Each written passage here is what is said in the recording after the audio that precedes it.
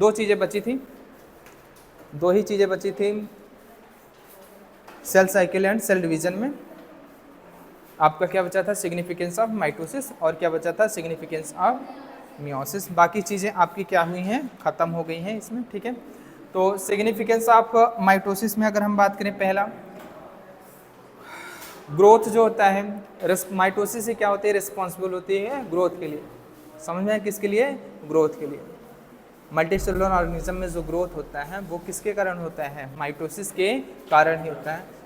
कोई damage cell है, कोई डैमेज सेल या इंजर्ड सेल है, ठीक है, या कोई डेड सेल है, उसके रिप्लेसमेंट के लिए और रिपेयरमेंट, सेल के रिप्लेसमेंट और रिपेयरमेंट में भी हम किसका इस्तेमाल, माइटोसिस का इस्तेमाल करते हैं। और माइटोसिस का सिग्निफिकेंस ये भी है, ये क्या करता है, इसमें कोई किसी भी तरीके के जेनेटिक वेरिएबिलिटी नहीं आती है, जेनेटिक वेरिएबिलिटी नहीं आती है। तो ये क्या करता है, जेनेटिक इन्फॉर्मेशन को क्या करता है, स्टोर करके, क्या करता है, generation to generation genetic information को क्या करेगा, स्टोर करेगा। और साथ ही साथ क्या करता है, अगर बात करें चौथा, अगर हम बात करें तो ये क्या करता है, क्रोमोसोम नंबर को क्या करता है, मेंटेन करता है, क्रोमोसोम नंबर को क्या करता है, मेंटेन करता है। यानी कि आपकी प्लॉइडी को क्या करता है, जनरेशन टू जनरेशन मेंटेन करता है, ठीक है, प्लॉइडी चेंज नहीं होती है। समझ में आया कि नहीं। तो पहला अगर हम बात करें, पहला सिग्निफिकेंस क्या है, ग्रोथ, क्या है, पहला सिग्निफिकेंस क्या है, ग्रोथ। मल्टीसेलुलर कोई ऑर्गेनिज्म है उसमें ग्रोथ, ग्रोथ में क्या होगा, मास एंड नंबर क्या होगा, इंक्रीज होगा, mass and number increase due to growth. और ग्रोथ में कौन पार्टिसिपेट करता है, माइटोसिस। इसमें क्या होगा, मास एंड नंबर, या तो सेल का मास क्या होगा, बढ़ेगा, या तो नंबर क्या होगा, बढ़ेगा। मास and number of, mass and number increases. जो मास एंड नंबर इंक्रीज होता है ड्यू टू ग्रोथ, और पार्टिसिपेट करता है क्या, माइटोसिस। और सेकंड अगर हम बात करें, सेकंड क्या है आपका, रिप्लेस या रिपेयरमेंट की बात आए, रिप्लेस या रिपेयरमेंट की बात आए, तो भी ये क्या है, सिग्निफिकेंस है, माइटोसिस, माइटोसिस से पार्टिसिपेट करता है। Replace and repair, replace and repair क्या होती हैं, कोई डेड या इंजर्ड सेल है वो रिप्लेस होती है या रिपेयर होती है, किस प्रोसेस, माइटोसिस होगा, सेल डिवाइड होती है mitosis. Dead and injured, dead and injured cells are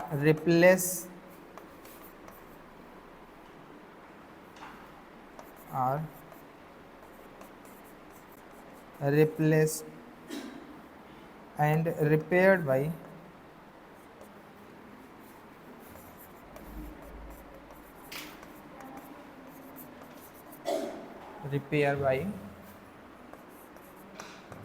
mitosis. तो सेल के रिप्लेसमेंट एंड रिपेयरमेंट में भी सिग्निफिकेंस है किसका, माइटोसिस का। तीसरा अगर हम बात करें तो ये क्या करता है, ये स्टोर करके रखता है क्या, जेनेटिक इंफॉर्मेशन। ये क्या करता है, स्टोर जेनेटिक इंफॉर्मेशन। तीसरा क्या है, स्टोर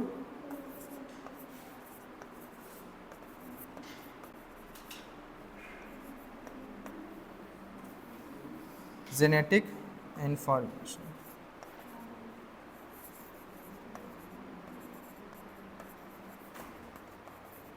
ये क्या करेगा, store genetic information because there is no variation in mitosis.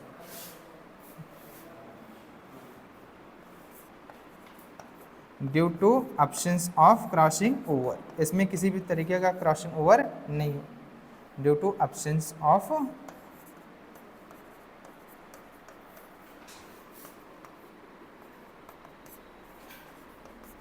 Crossing over, ठीक है।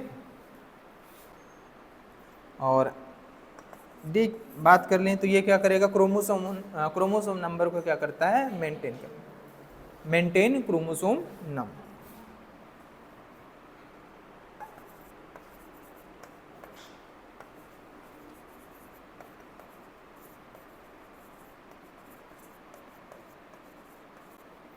क्रोमोसोम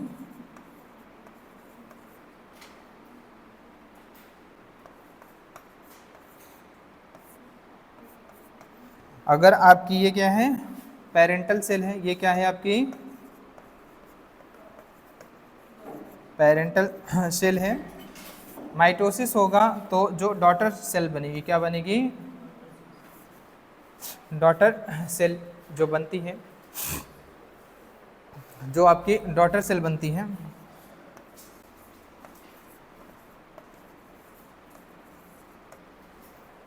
डॉटर सेल बनती है। पेरेंटल सेल और डॉटर सेल में क्रोमोसोम नंबर क्या होते हैं, सेम होते हैं। अगर इसमें क्रोमोसोम नंबर क्या है, अगर तुमने क्रोमोसोम नंबर 2n लिया है, क्या है क्रोमोसोम नंबर 2n है, किसमें आपके पेरेंटल सेल में, तो डॉटर सेल में भी क्रोमोसोम नंबर क्या होगा आपका 2n ही होगा, इसमें भी क्या होगा आपका 2n ही। और ये क्या है क्रोमोसोम नंबर, क्या है क्रोमोसोम नंबर है। तो क्रोमोसोम नंबर क्या होता है, चेंज नहीं। और ये क्या करता है, मेंटेन करके रखता है साइटोप्लाज्मिक n/c रेशियो, यानी न्यूक्लियर एंड साइटोप्लाज्मिक रेशियो को क्या करता है, मेंटेन करके। समझ में, ये सब क्या है सिग्निफिकेंस है किसके, आपके माइटोसिस। ये सभी क्या है सिग्निफिकेंस है किसके, माइटोसिस। ठीक है, बोलो ठीक। इसके बाद हम पढ़ेंगे सिग्निफिकेंस ऑफ मियोसिस, मियोसिस के सिग्निफिकेंस को देखेंगे। ठीक है,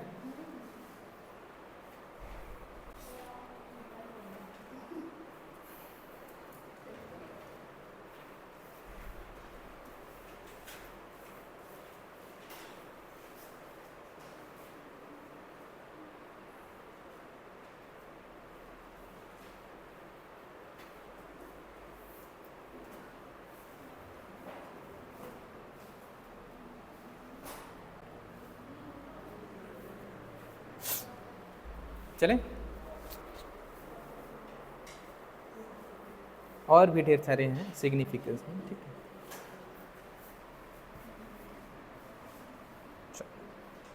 हम लिखेंगे significance of meiosis.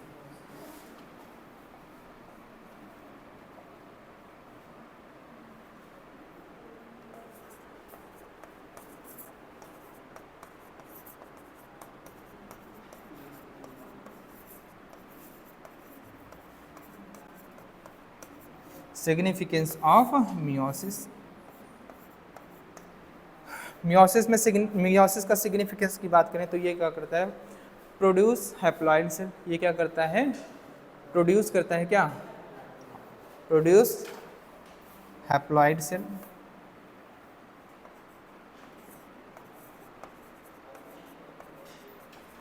Produced haploid cell,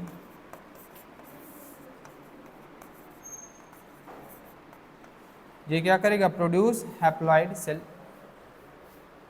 produced haploid cell, ये क्या करेगा, हैप्लॉइड सेल प्रोड्यूस करता है।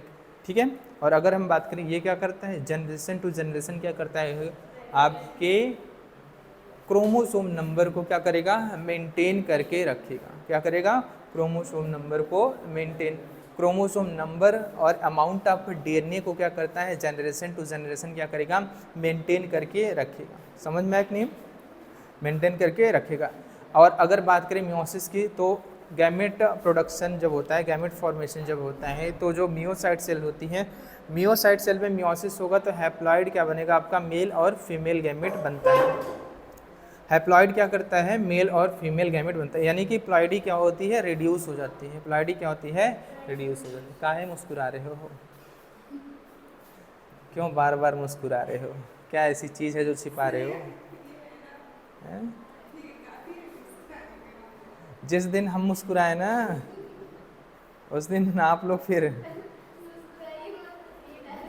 ठीक है, जिस दिन हम मुस्कुराएंगे तो फिर आप रोते हुए नजर आएंगे। ठीक है, हाँ, तो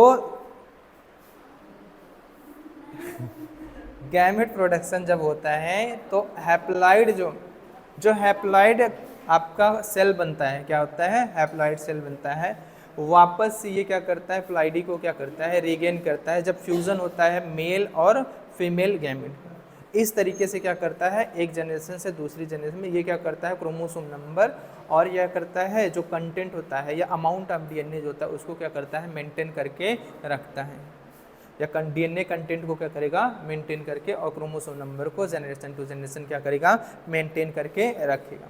अगर मान लो जर्मिनल सेल में आपका क्या होता, माइटोसिस होता, क्या होता, माइटोसिस होता, तो क्या बनता आपका, डिप्लॉयड क्या बनता आपका, मेल और फीमेल गैमेट बनता। और अगर डिप्लॉयड मेल और फीमेल गैमेट फ्यूज होते हैं तो अब क्या होता आपकी, जो जाइगोट बनता टेट्राप्लॉइड बनता। इस तरीके से प्लॉइडी आपके मेंटेन नहीं हो पाती, प्लॉइडी क्या हो जाती है, चेंज हो जाती है। और ये ploidy generation to generation change ना हो, मेंटेन रहे, इसलिए आपका क्या देखने को मिले, मियोसिस। तो अगला क्या है इसमें सिग्निफिकेंस क्या है, second, maintain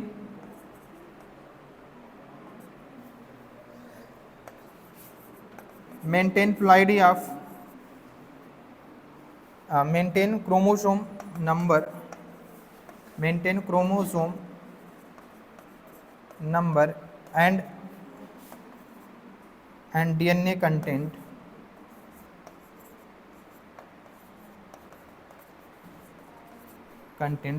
generation to generation या one generation to another generation, ठीक, जनरेशन टू जनरेशन।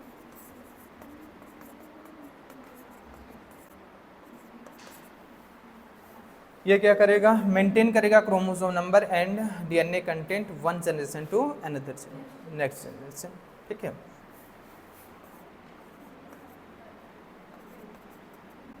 ठीक है, एक जनरेशन से जो अगली जनरेशन है उनमें क्या करता है, क्रोमोसोम नंबर और डीएनए कंटेंट को क्या करता है, मेंटेन करके रखता है। इसमें क्या होता है, कॉज वेरिएशन, क्या होता है, वेरिएशन कॉज करता है, क्या करता है, ड्यू टू क्रॉसिंग ओवर या ड्यू टू रिकॉम्बिनेशन।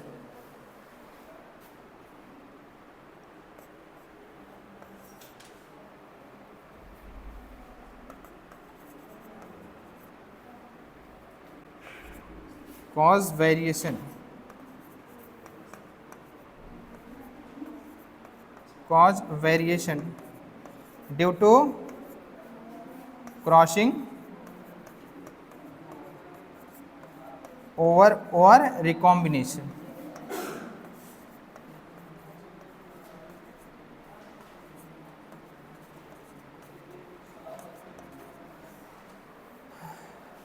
अगर वेरिएशन हो रहा है, ठीक है, तो ये क्या होता है, किसमें पार्टिसिपेट करेगा, इवोल्यूशन में। ये क्या करेगा, पार्टिसिपेट करेगा इवोल्यूशन, या बेनिफिशियर होगा किसके लिए, फॉर इवोल्यूशन। क्या होता है, beneficiary for evolution.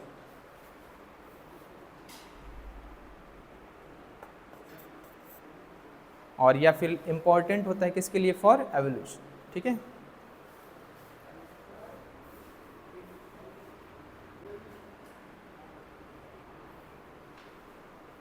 Cause variation due to crossing over, और ये क्या होगा, यूजफुल फॉर वेरिएशन एवोल्यूशन। ये क्या होता है, यूजफुल फॉर या बेनिफिशियल फॉर एवोल्यूशन। ये एवोल्यूशन के लिए क्या होता है, यूजफुल होता है, ठीक है। इतने क्या होते हैं आपके सिग्निफिकेंस है किसके, हाँ, मियोसिस के, ठीक है, मियोसिस के।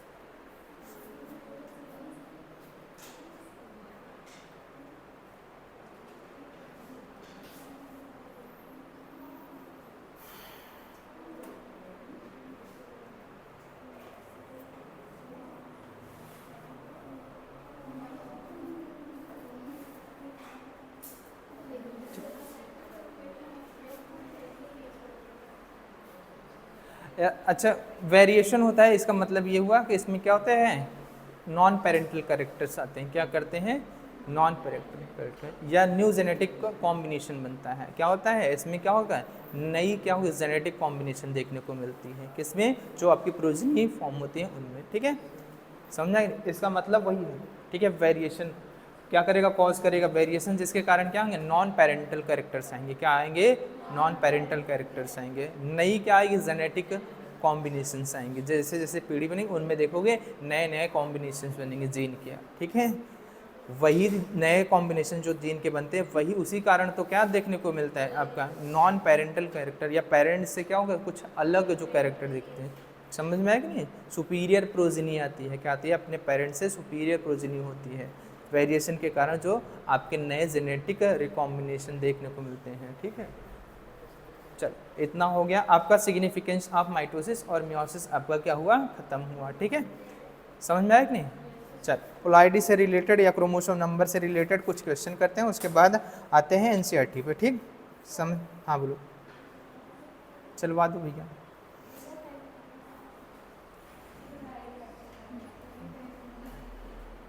ठीक, चलो चलें, बोलो भैया। चल लिख चुके ना, लिखो, चलो लिखो क्वेश्चन, क्वेश्चन लिखो, चलो लिखो, लिखो amount of DNA and chromosome number.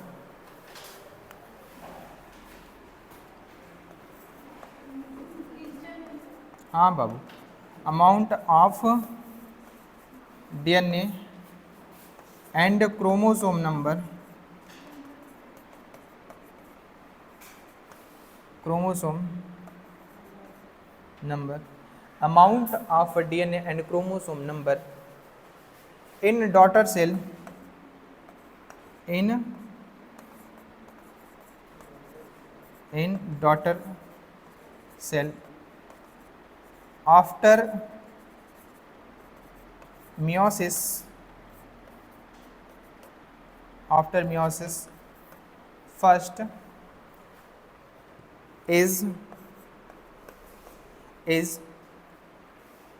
8C and 16, then find the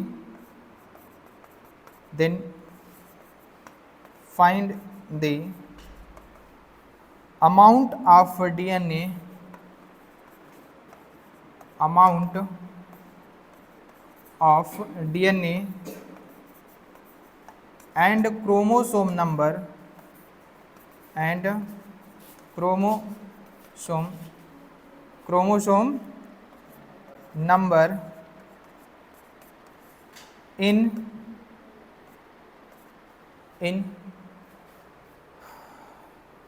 पहला G1, दूसरा G2। नहीं भैया, क्वेश्चन ही है, ऑप्शन नहीं है। समझ में आया कि नहीं, आपको बताना है अमाउंट ऑफ डीएनए और क्रोमोसोम नंबर को बताना है। समझ में आया, किसमें, G1 में, G2 में, और ठीक है, और आपको बताना है सी मेटाफेज, मेटाफेज सेकेंड, किसमें बताना है आपको, मेटाफेज सेकेंड में। क्वेश्चन समझ में आया कि नहीं आया, आ बोलो पूनम, क्या हुआ है?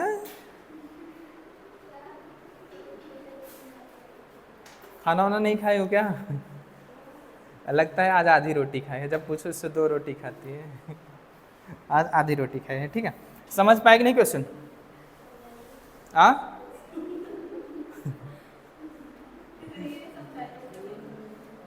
हम समझा ही देंगे तो बचेगा क्या इसमें लगाने के लिए, जब हम समझा ही देंगे तो बचेगा क्या। सुन लो, दिया है amount of DNA and chromosome number दिया है, जो डॉटर सेल आपकी फॉर्म बन रही मियोसिस फर्स्ट के बाद, मियोसिस फर्स्ट के बाद जो डॉटर सेल बन रही है उसमें अमाउंट ऑफ डीएनए 8C है और क्रोमोसोम नंबर कितना है, 16 है। तो आपसे पूछ रहा है कि आप बताइए अमाउंट ऑफ डीएनए और क्रोमोसोम नंबर इन G1, G2 और किसमें, मेटाफेज सेकेंड। समझ में आएगी नहीं? जो सेल सेल साइकिल में एंटर की हुई है, समझ में आएगी नहीं? जो सेल सेल साइकिल में एंटर की है, जब वो G1 फेज में होगी तो उसमें amount of DNA and chromosome number क्या रहा होगा, G2 में क्या रहा होगा, और मेटाफेज सेकेंड में amount of DNA and chromosome number क्या रहा होगा। ठीक है, समझ में आया कि नहीं? हाँ तो लगाओ, 2 मिनट का टाइम है, 2 मिनट का टाइम है, लगाओ।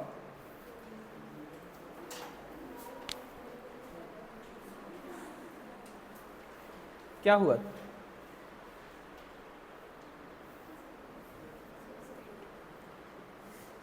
इतना गहरा कैसे सोच सकते हो? गहराई में जाके सोचो, गड्ढे में जाके सोचो, जमीन के अंदर, वैसे भी बेसमेंट में हो तुम।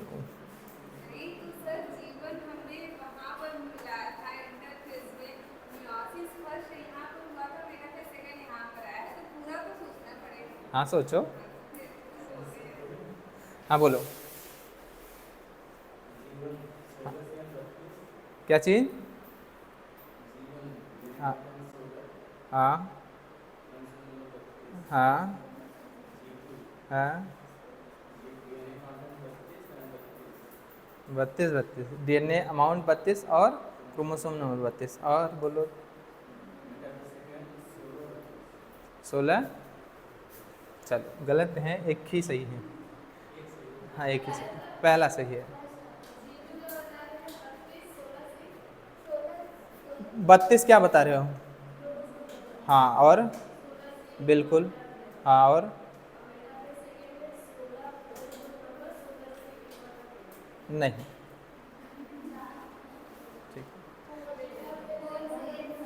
चलो चलो चलो चलो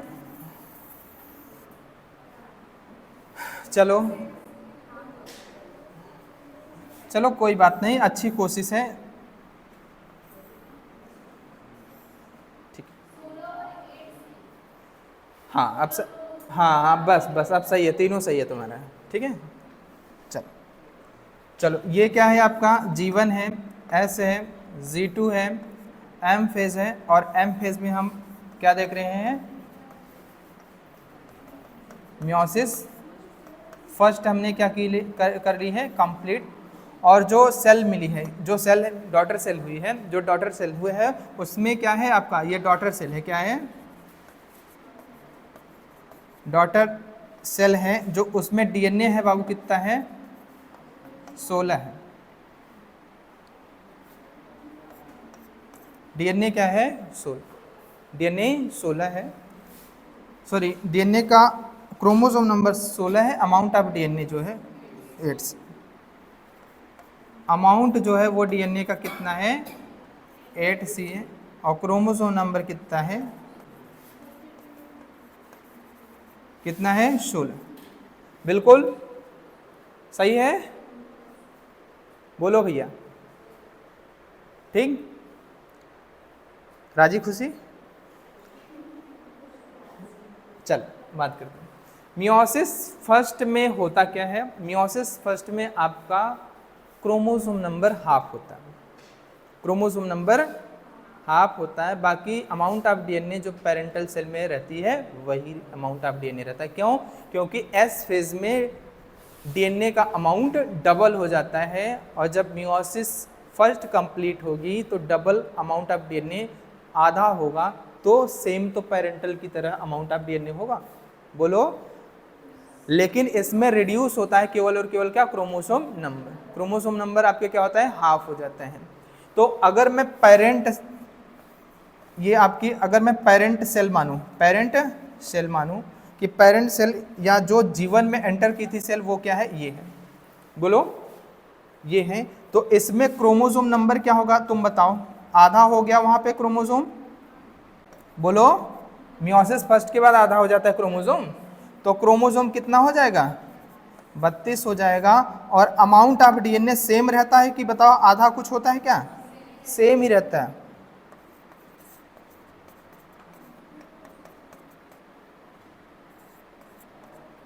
एट सी, बोलो। अब आप G2 में निकाल लीजिए और मेटाफेज सेकेंड में, अब निकाल के बताओ। आप बताओ, ठीक है। अब देखो G2 में क्या होगा, G2 में कुछ नहीं होगा, अमाउंट ऑफ डीएनए डबल हो जाएगा। सेम चीजें यहाँ पे क्या होगा, यहाँ पे क्या होगा, G2 में अमाउंट ऑफ डीएनए डबल हो जाएगा। क्या हो जाएगा, अमाउंट ऑफ डीएनए आपका डबल हो जाएगा। डीएनए 8C था, 8C था, अब कितना हो जाएगा, 16C हो जाएगा। और अरे यहां से अब यही तो G2 में जाएगी। हाँ तो 8C डॉटर मियोसिस फर्स्ट के बाद पहले देखो मियोसिस फर्स्ट के बाद बाबू, ठीक है, ठीक है, हमने बोला भी है मियोसिस फर्स्ट, ठीक है। तो अब क्या होगा, अब क्या होगा, इस पूरे आई फेज में आपका क्रोमोसोम नंबर चेंज नहीं होगा, अमाउंट ऑफ डीएनए क्या हो जाएगा, डबल। और यहाँ पे कितना हो जाएगा, 16, और क्रोमोसोम नंबर तो वही रहेगा, कितना, ठीक है। अब सुनो पहले, अब मियोसिस आपकी फर्स्ट कंप्लीट हो गई, मियोसिस फर्स्ट कंप्लीट हो गई ना जी, मियोसिस फर्स्ट कंप्लीट। अब क्या आएगा, प्रोफेज, प्रोफेज सेकंड, और प्रोफेज सेकंड पे क्या आएगा, मेटाफेज सेकंड। मेटाफेज क्या आएगा आपका, सेकंड। और मेटाफेज सेकंड आएगा तो कुछ नहीं, जो यही है तो वही तो रहेगी। बोलो, मेटाफेज सेकंड में कुछ चीजें चेंज हुई क्या, मेटाफेज में तो यही चीजें तो रहेंगी, यही तो रहेगी मेटाफेज में। मेटाफेज में क्या चेंज होता है, कुछ चेंज होता है क्या, जो मियोसिस फर्स्ट के बाद आपका डॉटर सेल बनी वो प्रोफेज सेकंड में जाएगी। क्या प्रोफेज सेकंड में किसी तरीके का amount of DNA chromosome number, metaphase में क्या किसी तरीके का amount of DNA chromosome number, anaphase में जब स्प्लिटिंग होती है तो क्रोमोसोम नंबर डबल हो जाता है 16 से 32, लेकिन अमाउंट ऑफ डीएनए 8 ही रहता है, समझ में आए। एनाफेज के बाद क्या आएगा, टीलोफेज। उसके बाद जब साइटोकाइनेसिस होगी तो क्या होगा, आपका अमाउंट ऑफ डीएनए हाफ हो जाएगा, 4, और क्या हो जाएगा, क्रोमोसोम, क्रोमोसोम नंबर कितना हो जाएगा आपका, क्रोमोसोम नंबर तो पहले से ही हाफ है, 32 हुआ, अब 32 हो जाएगा। एक क्रोमोसोम के पास से एक सिंगल क्रोमेटिड रह जाएगी, समझ रहे हो ना, 16 ही रहेगा, ठीक है। ये हाफ होके 8C से कितना हो जाएगा, 4। सबको समझ में आया कि बताऊं फिर से, फिर से, चलो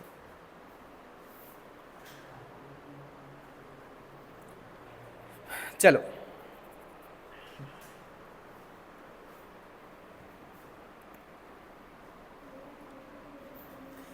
ये डॉटर, ये पेरेंटल सेल है, क्या है, पेरेंटल सेल। हमको पता नहीं है कि इसकी क्रोमोसोम नंबर क्या है, अमाउंट ऑफ डीएनए क्या है, हमको नहीं, ठीक है।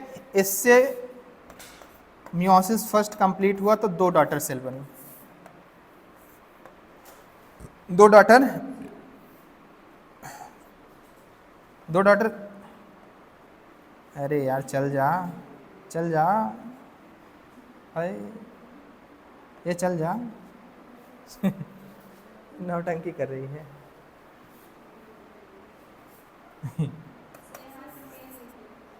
यहाँ से, अच्छा अच्छा, चल ठीक है। तो डॉटर, 2 डॉटर सेल बनी, और डॉटर सेल में दिया है, डॉटर सेल में आपका दिया है, डॉटर सेल में दिया है भैया अमाउंट ऑफ डीएनए, क्या दिया है,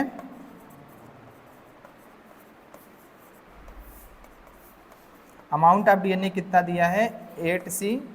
क्रोमोसोम नंबर क्या दिया है, नंबर कितना दिया है, 16।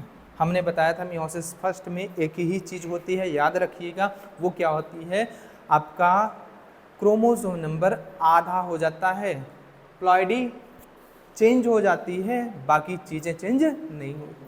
अमाउंट ऑफ डीएनए सेम जो पेरेंटल सेल में, क्रोमोसोम नंबर सिर्फ क्या होता है, आधा। अगर यहाँ पे क्रोमोसोम नंबर आधा हुआ तो इसका मतलब यहाँ पे क्रोमोसोम नंबर क्या रहा होगा, कितना रहा होगा, 32। अब समझ में आया, इसमें क्रोमोसोम नंबर क्या रहा होगा,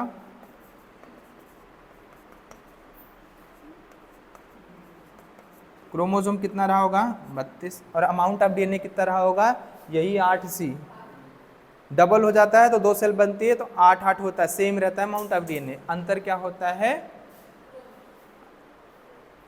क्यों मियोसिस सेकेंड होती है? क्योंकि हमें हैप्लॉइड सेल में अमाउंट ऑफ डीएनए भी हाफ करना होता है, इसलिए मियोसिस सेकेंड आगे होगी। ठीक है, तो अब ये अमाउंट कितना है? अमाउंट आपका सेम है, जो आपका प्रोजेनी या जो डॉटर सेल मिलती है मियोसिस फर्स्ट के बाद, वो कितनी है? 8C।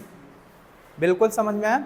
अब यही सेल तो पहले G1 में जाएगी, S में जाएगी, G2 में जाएगी, फिर M मियोसिस फर्स्ट, फिर आगे जो डॉटर सेल बनेंगी वो क्या होंगे? Meiosis second. समझ रहे हो? तो यही मियोसिस फर्स्ट में जाएगी, यानी कि यही पेरेंटल सेल है, तो आ गया मियोसिस फर्स्ट, सॉरी G1 का आ गया। ये G1 में एंटर करेगी, सेल साइकिल में कहाँ से एंटर करेगी? G1 से एंटर करेगी, तो G1 का आ गया कि नहीं? G1 का आया। S में क्या होगा? ये डबल हो जाएगा 16, तो G2 में क्या हो जाएगा? 32 और 16। और मियोसिस फर्स्ट कंप्लीट, यही तो जाएगी मियोसिस सेकेंड में। प्रोफेज सेकेंड में किसी तरीके के amount of DNA chromosome number change, और मेटाफेज में नहीं। तो क्या होगा? मेटाफेज में क्या होगा? जो मेटाफेज में सेल होगी उसमें क्या होगा? Chromosome number 16, amount of DNA 8।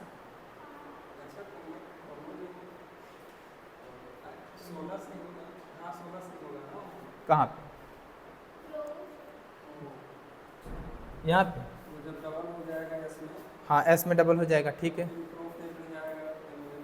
हाँ, फिर prophase first, metaphase first, anaphase में जैसे जाएगा 16C हुआ, आधा क्रोमोसोम इस पोल पे, आधा क्रोमोसोम इस पोल पे। ठीक है, जो होमोलोगस से पेयरिंग हुई थी क्रोमोसोम की, वो क्या होंगे? सेपरेट होंगे। तो ए इस पोल पे एक आधा क्रोमोसोम, इस पोल पे आधा क्रोमोसोम, तो 16 का आधा क्या होगा? 8 इस पोल पे, 8 इस पोल पे। फिर साइटोप्लाज्म की स्प्लिटिंग होगी, बोलो, तो 2 सेल बनेंगे। एक सेल में 16 क्रोमोसोम, इस 16 क्रोमोसोम इस सेल में, 16 क्रोमोसोम, एक सेल में 8C अमाउंट ऑफ डीएनए, एक सेल में 8C अमाउंट ऑफ डीएनए। तो बट गया कि नहीं दोनों में? हाफ हाफ, बोलो। अब अभी नहीं समझा? अरे गधा,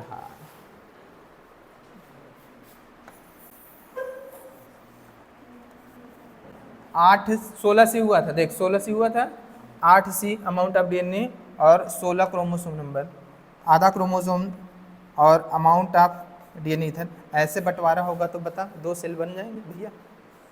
तो 2 सेल बनेंगे तो क्या होगा? एक सेल ये, एक सेल ये, यही डॉटर सेल। ये amount of DNA 8C, chromosome number 16C। अब यही आगे चल के क्या करेंगे? Meiosis second. और मियोसिस सेकेंड में यही डॉटर सेल आगे जाएगी ना मियोसिस सेकेंड में, तो मियोसिस सेकेंड में जाएगी तो आपका क्या होगा? प्रोफेज सेकेंड, मेटाफेज सेकेंड, किसी भी तरीके का amount of DNA chromosome number change नहीं। और कहाँ पे चेंज होता है? जैसे आपका एनाफेज आएगा, स्प्लिटिंग होगी किसकी? सेंट्रोमियर को, तो एक चीज होती है, डबल होता है क्रोमोसोम नंबर। क्या होता है? डबल होता है क्रोमोसोम नंबर। समझ में? अब प्रत्येक क्रोमोसोम या प्रत्येक क्रोमोसोम के बाद एक सिंगल क्रोमेटिड होती है। क्या होती है? सिंगल क्रोमेटिड होती है। क्या होती है? Single chromatid. ठीक है, अब फिर क्या होगा? साइटोप्लाज्म का जब बंटवारा हो जाएगा तो वो 32 जो हुए थे क्रोमोसोम, वो क्या हो जाएंगे? आधे आधे बट जाएंगे, और जो 8C अमाउंट ऑफ डीएनए था वो 4C बट जाएगा। ठीक है, इस तरीके से क्या होंगे आपके? ठीक है, हाँ।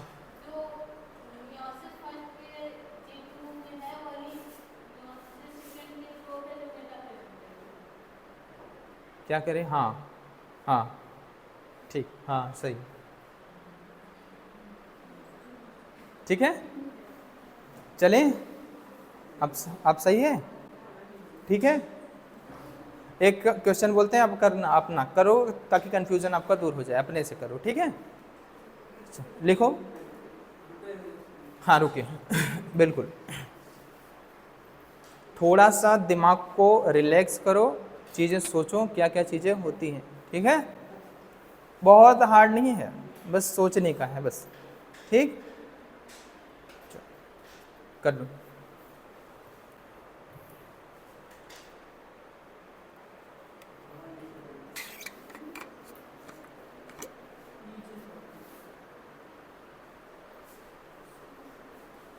बस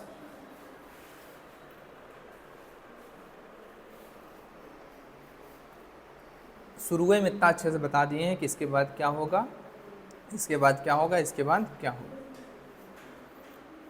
मेटाफेज फर्स्ट और मेटाफेज सेकेंड में अंतर क्या होता है ये भी बताएं। अगर फिगर हो आपको मेटाफेज फर्स्ट और मेटाफेज सेकेंड में अंतर बताना हो तो क्या देखना, मेटाफेजिक प्लेट देखना, जिसमें दो मेटाफेजिक प्लेट या दो इक्वेटोरियल क्या मिले आपको, प्लेन मिले, ठीक है, वो समझ जाना क्या है आपका मेटाफेज फर्स्ट, और जिसमें सिंगल इक्वेटोरियल मिले वो क्या है आपका मेटाफेज सेकेंड है, ठीक है।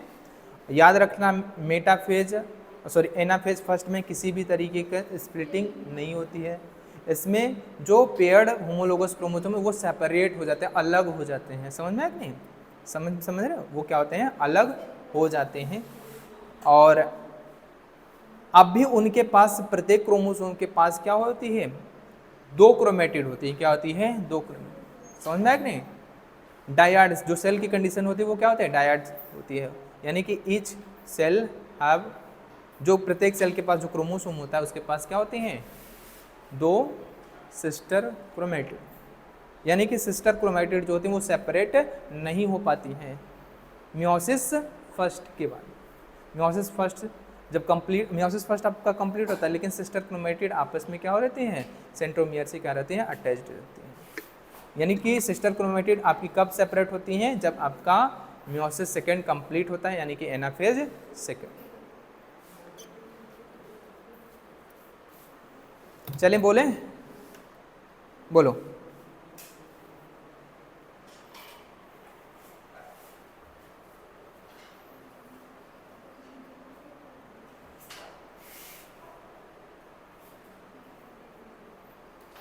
एकदम सिंपल सा सवाल है, उम्मीद करते हैं बता लोगे, ठीक है।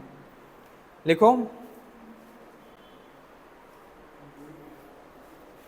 ठीक है, चल लिखो, amount of DNA and chromosome number. लिखो amount of DNA and chromosome number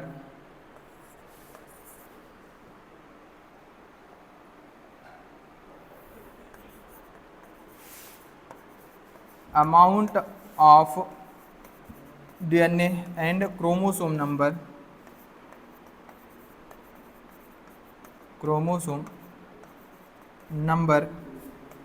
in egg cell is 4C and 10 4C and 10 respectively.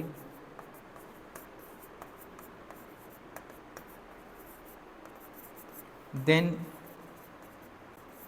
find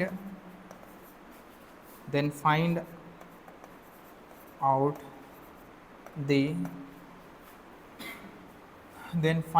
the amount of DNA and chromosome number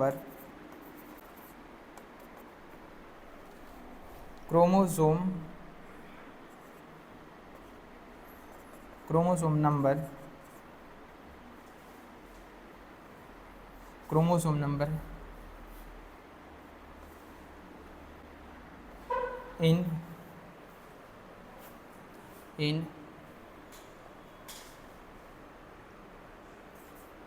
S phase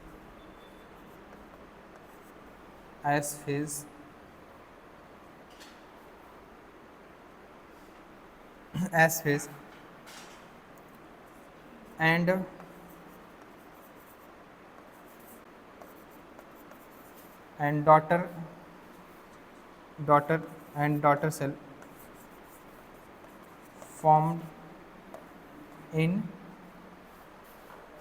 cell formed in S phase and daughter cell formed in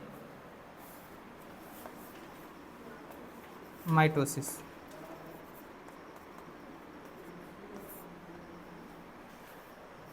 याद रखिएगा mitosis बोले हैं, ठीक है।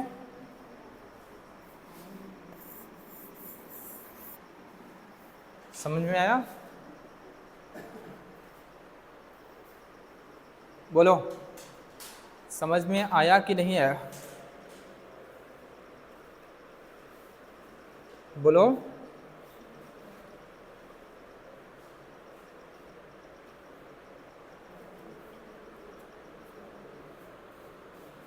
Amount of DNA and chromosome number in egg cell is 4C and 10C respectively. Then find out the amount of DNA and chromosome number in S phase and daughter cell form in mitosis. ठीक है, अब इसमें ज़्यादा तर्क work मत लगाना, ठीक है, कि मियोसिस भी हो रहा है उसी में माइटोसिस भी करा रहे हैं, ठीक, हम करा रहे हैं। ठीक,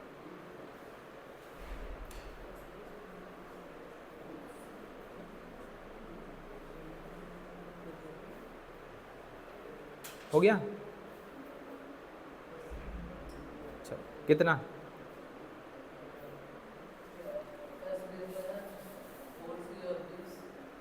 4C और 20, 2C और गलत,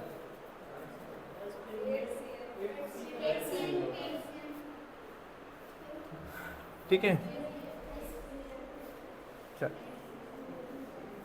चलो देखते हैं, अभी अभी अभी सब एक बार फिर से समझा दे रहा हूँ, फुल सुन लो। एग सेल, एग है क्या है? एक एग सेल है, सुन लो क्या है? एक एग सेल है। एग सेल में अमाउंट ऑफ डीएनए 4C है, क्रोमोसोम नंबर 10 है, ठीक है। एग सेल क्या है? अमाउंट ऑफ डीएनए क्या है? 4C है, और क्या है आपका? क्रोमोसोम नंबर क्या है? ठीक है, क्या है? 10। हम आपसे पूछ रहे हैं, then find out the amount of DNA and chromosome number in S phase and daughter cell form in mitosis. ठीक है, हाँ,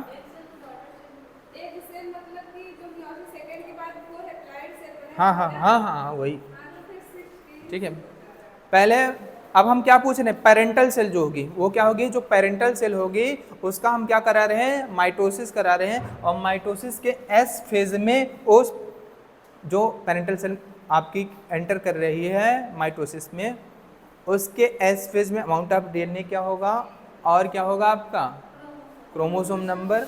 और उस पेरेंटल सेल से जो माइटोसिस के द्वारा डॉटर सेल बनेगी उनमें अमाउंट ऑफ डीएनए और क्रोमोसोम नंबर क्या होगा। हो सकता है लिखा हुआ आपको ना समझ, लेकिन बोल रहे हैं, बोलने का भावार्थ यही है। समझ में आया कि नहीं? ठीक है, आपका एग सेल का मैंने डिप्लॉइडी और क्रोमोसोम, आपका क्रोमोसोम नंबर और क्या दे दिया है? अमाउंट ऑफ डीएनए दे दिया है। और मैं पूछ रहा हूँ कि जो पेरेंटल सेल होगी, ठीक है, जो पेरेंटल सेल होगी अगर वो माइटोसिस करे, क्या करे?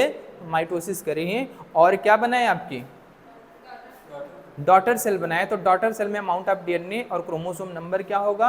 और वो पेरेंटल सेल जो सेल साइकिल में एंटर कर रही है जब एस फेज में होगी तो अमाउंट ऑफ डीएनए और क्रोमोसोम नंबर क्या होगा। उम्मीद है इतना, अब इससे ज़्यादा आप समझा नहीं पाएंगे। ओ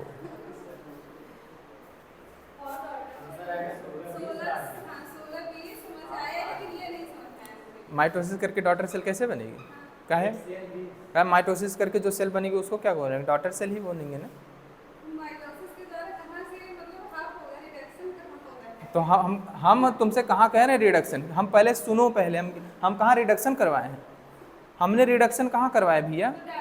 हाँ, अरे ऐसे समझो, मेरे में मान लो एग, जो फीमेल में एग बन रही है ना, फीमेल में एग बन रही है। अब फीमेल के एग की मैंने क्या दे दी? Amount of DNA chromosome number दे दिया है, ठीक है। अब हम पूछ रहे हैं फीमेल में जो सेल होंगी, सेल अगर वो माइटोसिस करे, क्या करे? माइटोसिस करे। समझ आया नहीं?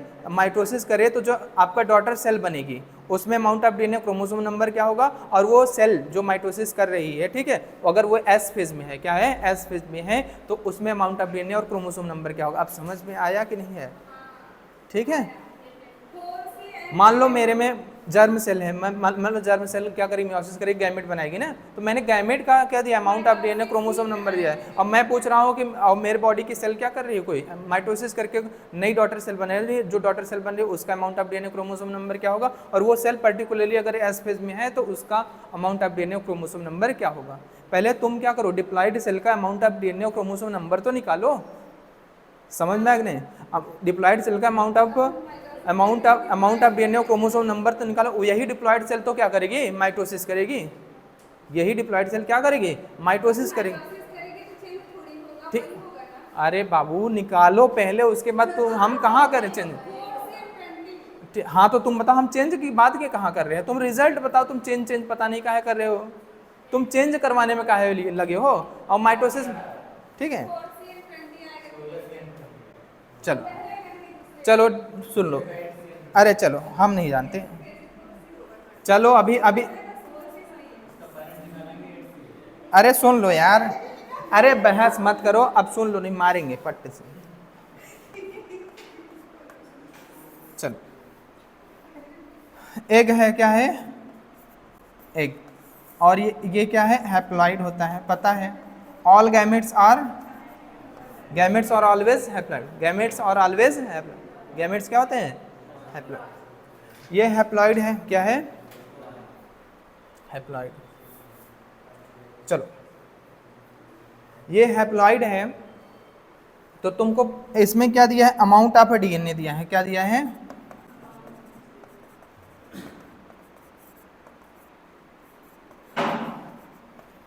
अमाउंट ऑफ डीएनए दिया है, वो क्या है आपका 4C,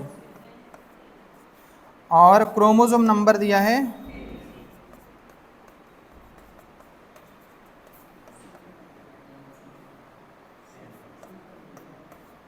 और एक चीज 10C कौन बोला, हाँ तुम लोग गलत मत बोला करो, ठीक है। अब सुनो, तुमको पता है जब गैमेट बनता है, जब गैमेट बनता है तो प्लाइडी भी हाफ हो जाती है, अमाउंट ऑफ डीएनए भी हाफ हो जाता है, यानी कि जो डिप्लॉयड सेल है इससे अब क्या होंगे, अब हम इस दिए गए जानकारी से क्या बताएंगे, डिप्लॉयड या पेरेंट सेल की क्रोमोसोम नंबर और अमाउंट ऑफ डीएनए, समझ में आई नहीं। डिप्लॉयड सेल यानी कि पेरेंट सेल, ठीक है, जो भी कह लो, या सोमैटिक सेल, जो भी कह लो, ठीक है। तो जो पेरेंट सेल होगी, ये जो पेरेंट सेल है, इसका अमाउंट ऑफ डीएनए क्या होगा, डबल,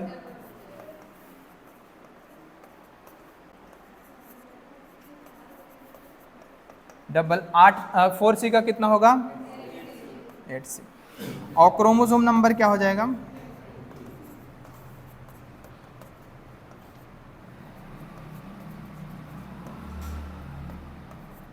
क्या हो जाएगा 20, समझ में आया। अब यही सेल तो एस फेज में जाएगी, माइटोसिस करेगी, तो माइटोसिस में क्या आई फेज नहीं आएगा, क्या आएगा, तो जब ये एस फेज में आएगी, कहाँ आएगी,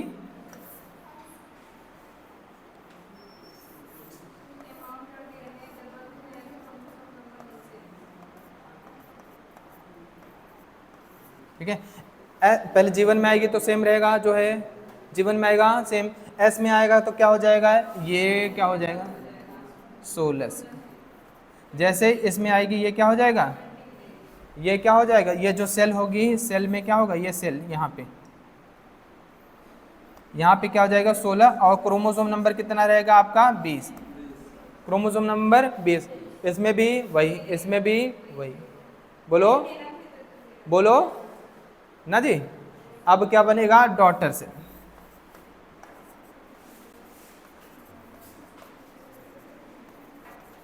डॉटर सेल फॉर्म होगा, और डॉटर सेल किसकी तरह होगा, आप पेरेंट को देख लो, डॉटर सेल के लिए किसको देखो, पेरेंट को, पेरेंट क्या है 8C और 20C, 20 है, तो ये क्या होगा 8C और 20, हो तो गया। अब बताओ तुम कहाँ कंफ्यूजन हो, कोई है ऐसा वीर, एस में तुम्हें समझ में आया, ना समझ में आया, फिर से किसी को कंफ्यूजन है क्या, तुमको कंफ्यूजन है क्या,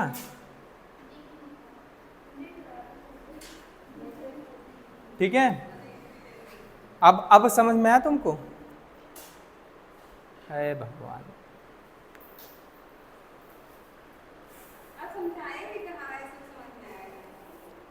समझाया नहीं समझाया, नहीं समझाया यार।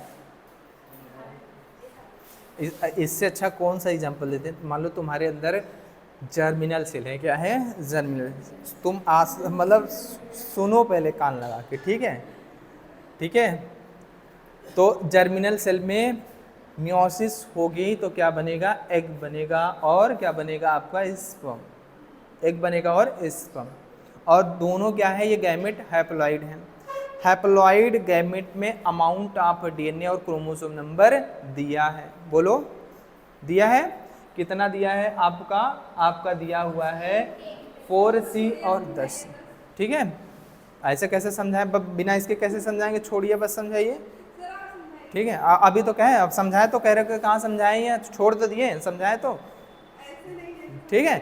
अब क्या होगा, हम जो हमारे बॉडी के अंदर डिप्लॉयड सेल है, जो हमारे बॉडी के अंदर डिप्लॉयड सेल है, अगर हम पूछे उसमें क्या होगा, अमाउंट ऑफ डीएनए और क्रोमोसोम नंबर जो होगा वो क्या होगा, इसका तो दोगुना ही होगा ना बाबू, इसका दोगुना। क्यों, क्योंकि क्या होता है, हाफ हो जाता है डीएनए, हाफ डीएनए हाफ, तो अमाउंट ऑफ डीएनए भी तो हाफ हो जाएगा, और सॉरी क्रोमोसोम नंबर हाफ हो गया तो अमाउंट ऑफ डीएनए भी हाफ हो जाएगा, बोलो हाफ हो जाएगा। तो इसका क्या होगा आपका, इसका क्या होगा, 2 गुना, इसका क्या होगा 2 गुना, इसका 2 गुना आपका क्या हो जाएगा, अमाउंट ऑफ डीएनए, और इसका 2 गुना क्या हो जाएगा, क्रोमोसोम नंबर, बोलो क्रोमोसोम नंबर हो जाएगा।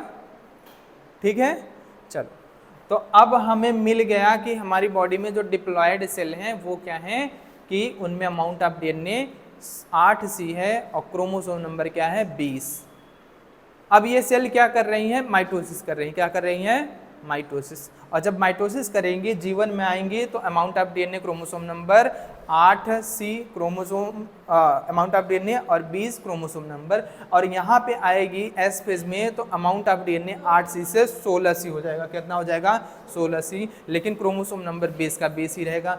G2 में भी यही रहेगा, और आपका होगा क्या कि ये क्या होंगी, माइटोसिस जब कंप्लीट करेंगे तो 2 डॉटर सेल बनेगी, क्या बनेगी, 2 डॉटर सेल, और एनाफेज में जो क्रोमेटिड डबल हुई है ना, जो क्रोमेटिड का डुप्लीकेशन हुआ है, अब स्प्लिट होंगे सेंट्रोमियर, क्या होंगे, सेंट्रोमियर स्प्लिट होंगे, तो सिंगल सिंगल क्रोमेटिड बन जाएगी, क्या बन जाएगी, सिंगल सिंगल क्रोमेटिड आपकी बन जाएगी। फिर से वापस से क्या हो जाएगा, अमाउंट ऑफ डीएनए आपका जो आपके पेरेंट में है वही, और आपका क्या हो जाएगा, क्रोमोसोम नंबर भी वही हो जाएगा। अरे ऐसे समझ लो, अगर नहीं तुम समझ पाते हो तो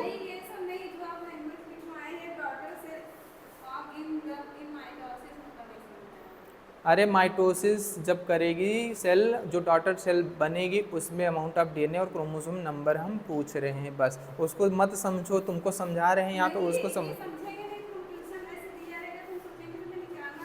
ठीक है चले आ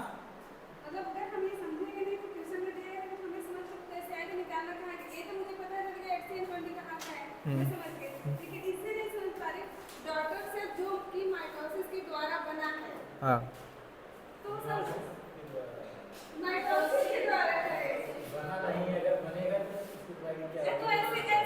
किसमें का तुम पूछ रहे हो, किसमें,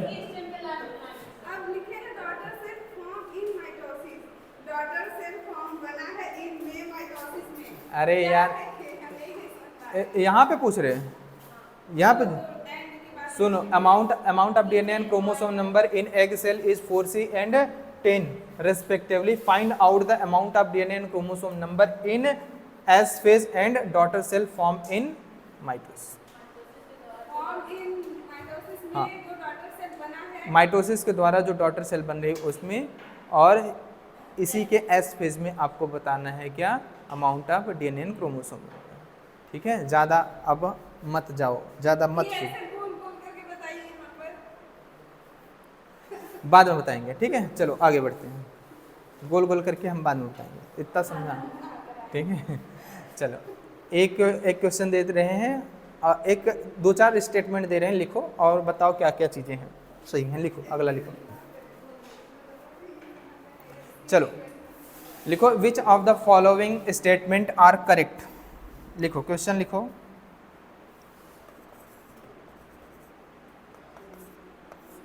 लिखो, which of the following statement are correct.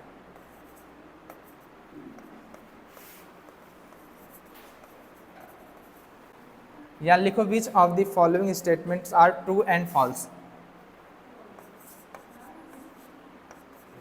अरे करेक्ट ही लिखो, which of the following, which of the following statements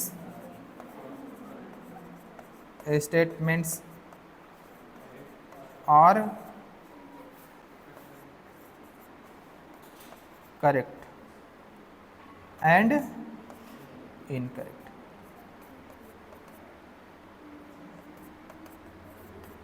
निम्नलिखित में से कौन से स्टेटमेंट क्या है, सही है और कौन से गलत हैं? पहला स्टेटमेंट लिखो, पहला लिखो, अब हम लिखवाएंगे नहीं, लिखो लिखो DNA content in S phase is equal to, DNA content, DNA content in S phase is equal to, DNA content in S phase is equal to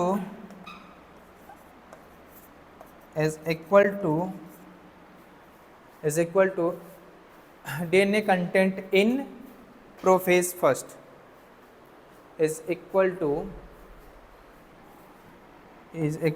DNA content, पूरा लिख लो तब बताना, DNA content in prophase first, ठीक है। पहला state, अरे हम कह रहे हैं अभी लिख लो तो उसके बाद बताना गलत सही, ठीक है, अभी दिमाग थोड़ा और लगा लेना तब, ठीक है। और सेकंड लिखो, DNA content in prophase second is half of the DNA content in Z2 phase. DNA content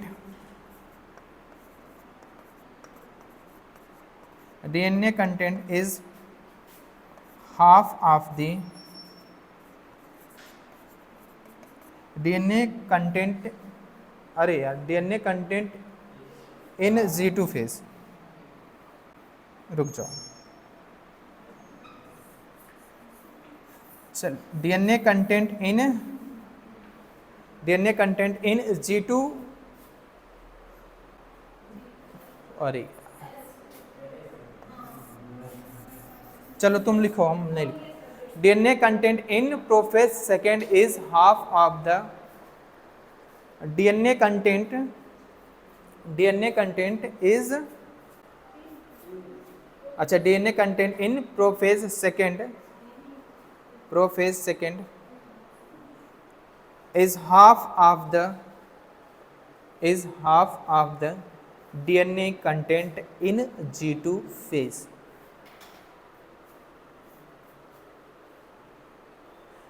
DNA content is half of the, जो डीएनए कंटेंट है प्रोफेज सेकेंड में वो क्या है, हाफ है जो डीएनए कंटेंट है Z2 फेज में। थर्ड लिखो, DNA content in product of meiosis, DNA content in product of meiosis first is equal to S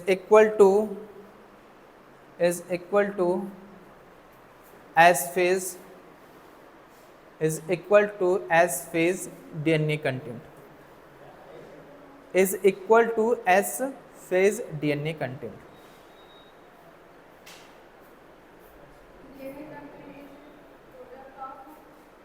DNA content in product of meiosis first is equal to S phase DNA content is equal to S phase DNA content। अगला लिखो DNA content in product of meiosis second, DNA content in product of meiosis second 1/4 of S phase, 1/4 of S phase। अच्छा second क्या बोले हैं हम लोग, एक बार बता देना, DNA content in prophase second ना, सेकेंड वाला बताओ, prophase second is half of the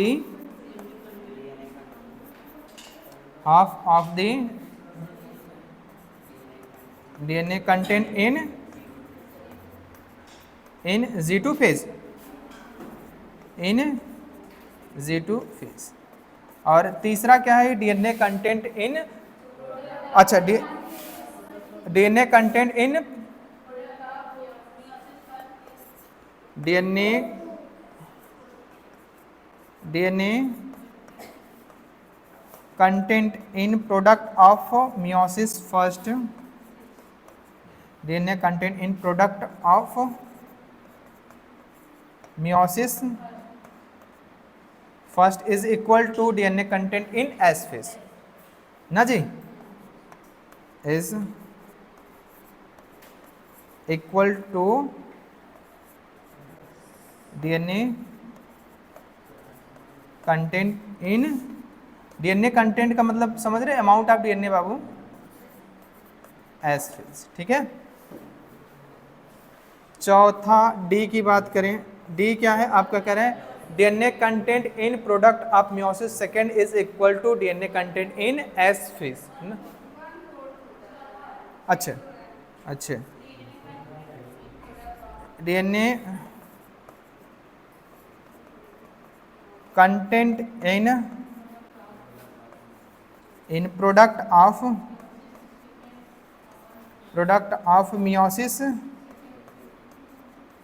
meiosis second is 1/4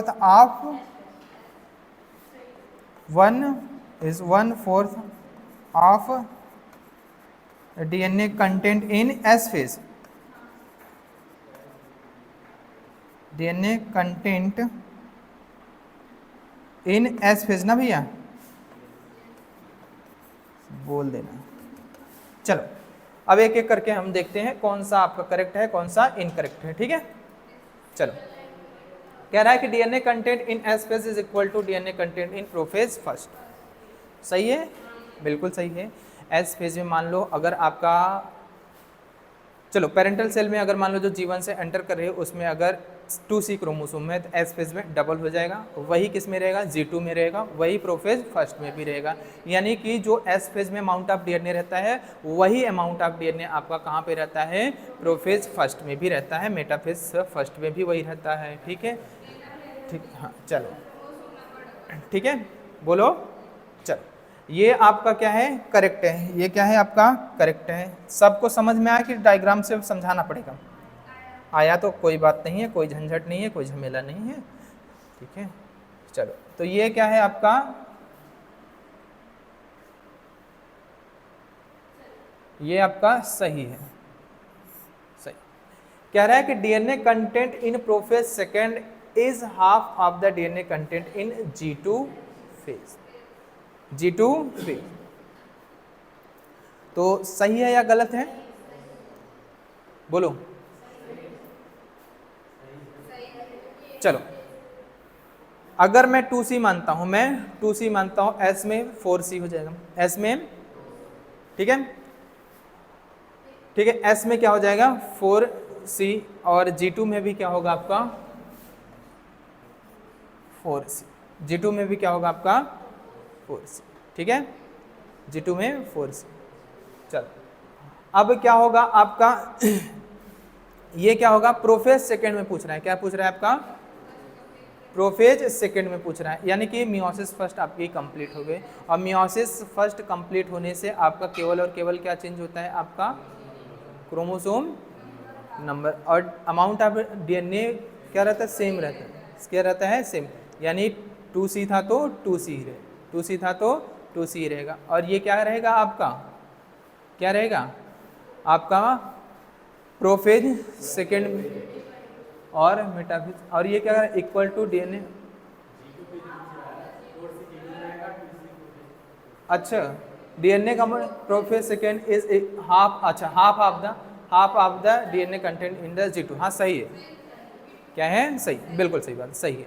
वो क्या रहेगा, हाफ रहेगा। ठीक है, आपका हाफ ही रहेगा, 2C ही रहेगा। क्या रहेगा? 2C में इसमें 4C हो जाता है, उसमें क्या हो जाता है? 2C। तो ये भी क्या है आपका सही। कह रहा है DNA content in product of meiosis first, meiosis first का प्रोडक्ट होता है, यानी कि आपका अमाउंट ऑफ डीएनए सेम है, आपकी प्लॉइडी क्या हुई है? आधी वगैरह। तो कह रहा है is equal to the content in S phase. नहीं, एस फेज में डबल, एस फेज में 2C है तो इसमें C ही रहेगा। बोलो, हाँ, समझ में आ गया नहीं? अगर तुम 2C मान रहे हो, इसमें 2C हो जाएगा। अगर मान लो 2C मान रहे हो, क्या मान रहे हो? 2C, तो इसमें 4C रहेगा। क्या रहेगा? इसमें 4C, और इसमें क्या रहेगा आपका? 2C रहेगा। क्या रहेगा? 2C। तो इक्वल कहाँ हुआ? इक्वल हुआ नहीं, तो ये क्या है आपका? गलत। और कह रहा है DNA content in product of meiosis second is 1/4 of the DNA content in S phase. बोलो बोलो भैया।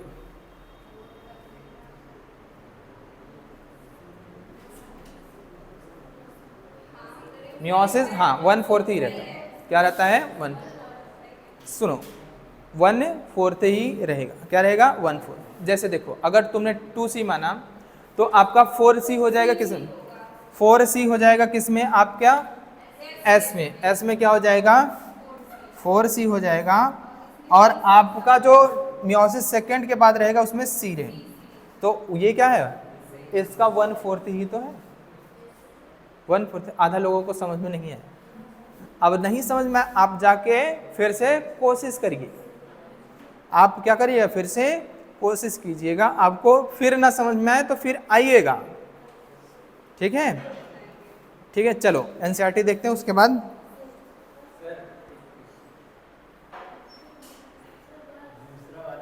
हाँ। क्या चीज? हाँ। Telophase first. देख लो यार,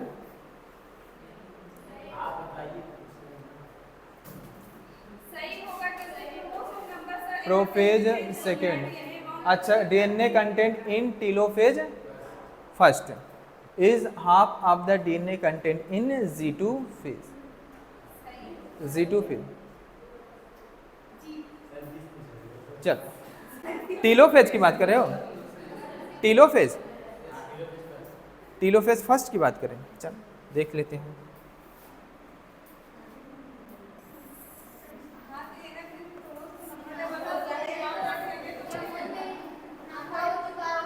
अगर हम, अरे चलो, इसमें आपका क्या हो जाएगा? 4C हो जाएगा। क्या हो जाएगा? 4C। तो टीलोफेज में आपका क्या रहेगा? टीलोफेज में ही तो आपका क्या रहेगा?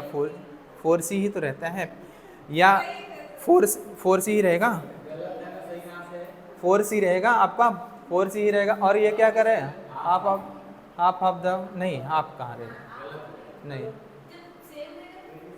नहीं, जो G2 यही तो जाएगा टीलोफेज में, यही तो जाएगा। टीलोफेज फर्स्ट की बात कर रहे हो ना? टीलोफेज फर्स्ट, हाँ ठीक, समझ। टीलोफेज, सुन लो, टीलोफेज का मतलब ये हुआ अभी साइटोप्लाज्म का बंटवारा नहीं, वो एक ही सेल है। क्या है? एक ही सेल। अपोजिट पोल पे आधा क्रोमोसोम चला जाता है, आधा क्रोमोसोम अपोजिट पोल। हाँ,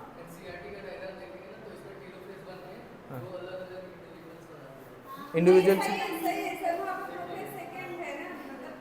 क्या?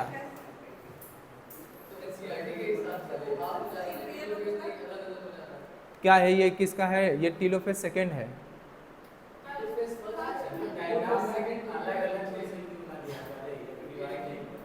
हाँ, तो अभी देखो ये साथ होते हैं, जैसे टीलोफेज खत्म हो वैसे ही साइटोकाइनेसिस भी कंप्लीट हो जाती है। समझ में आएगी?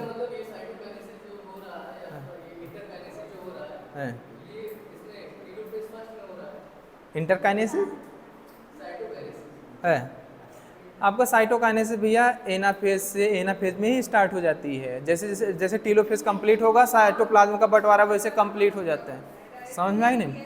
कोई क्लियर कट है नहीं। समझ में आएगी नहीं? समझ में आएगी नहीं? अगर तुम मानते हो कि टीलोफेज खत्म होते होते सेल का बंटवारा हो जाता है, तो टीलोफेज में बता तो रहे आधा चला जाता है ऊपर, आधा चला जाता है नहीं। नीचे आधा क्रोमोसोम अमाउंट ऑफ आधा डीएनए चला जाएगा इधर एक पोल पे, और आधा अमाउंट ऑफ डीएनए दूसरे पोल पे चला जाए। जैसे टीलोफेज खत्म हो वैसे 2 सेल बन जाती हैं आपकी, ठीक है। अगर टीलोफेज को एक सेल मान रहे हो तो आपका क्या होगा, ये हाँ गलत है, ठीक है। और मान तो गलत मानोगे भाई। चलो अब एनसीईआरटी देखते हैं, ठीक है। वैसे जो क्लियर कट चीज़ें नहीं है वो नहीं पूछेगा भैया, ठीक है, समझ में आएगा नहीं। कुछ आप जो पढ़ रहे हो ना, प्रोफेज, मेटाफेज, एनाफेज, टीलोफेज, कुछ ऐसा थोड़ी ना है कि यहाँ से यहाँ लेके प्रोफेज है, यहाँ से लेके टीलोफेज है, ठीक है, ऐसा कुछ चीज़ें नहीं है। कुछ चीज़ें देखो मेटाफेज में जो कहा है वही अर्ली आपको किस में क्या, लेट अब किस में क्या, प्रोफेज में वही चीज़ें कह रहा है, ठीक है। वही फिर किस में कह रहा है, आपके मेटाफेज इनिशिएशन ऑफ मेटाफेज में वही चीज़ कह दे रहा है, ठीक।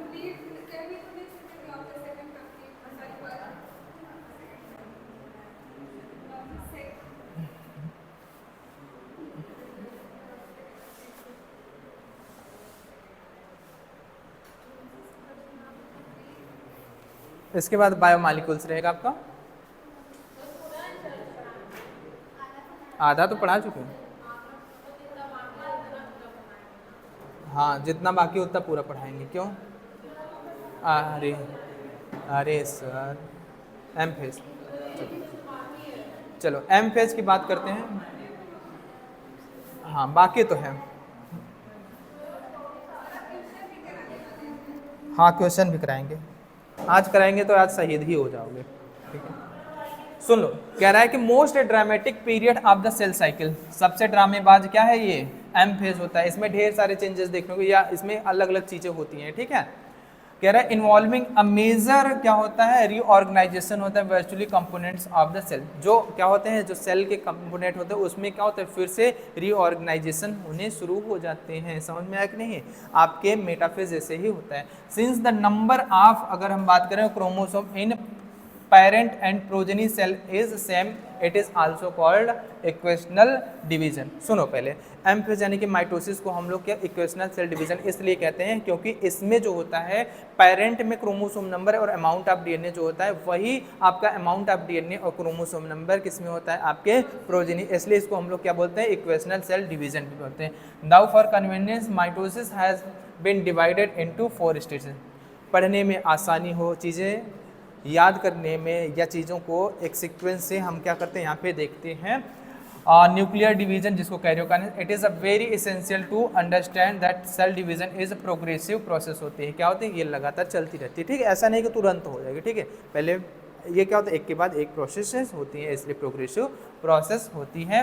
वेरी क्लियर कट, देख लो यहाँ पे दिया है, बहुत क्लियर कट लाइन आप ड्रॉ नहीं कर सकते, अलग अलग जो स्टेजेस हैं, यानी कि प्रोफेज, मेटाफेज, एनाफेज, टीलोफेज, ठीक है। इसमें कोई क्लियर कट लाइन नहीं है कि यहाँ तक आपका प्रोफेज है, यहाँ तक मेटाफेज है, यहाँ ठीक है टीलोफेज। समझ में आया कि नहीं।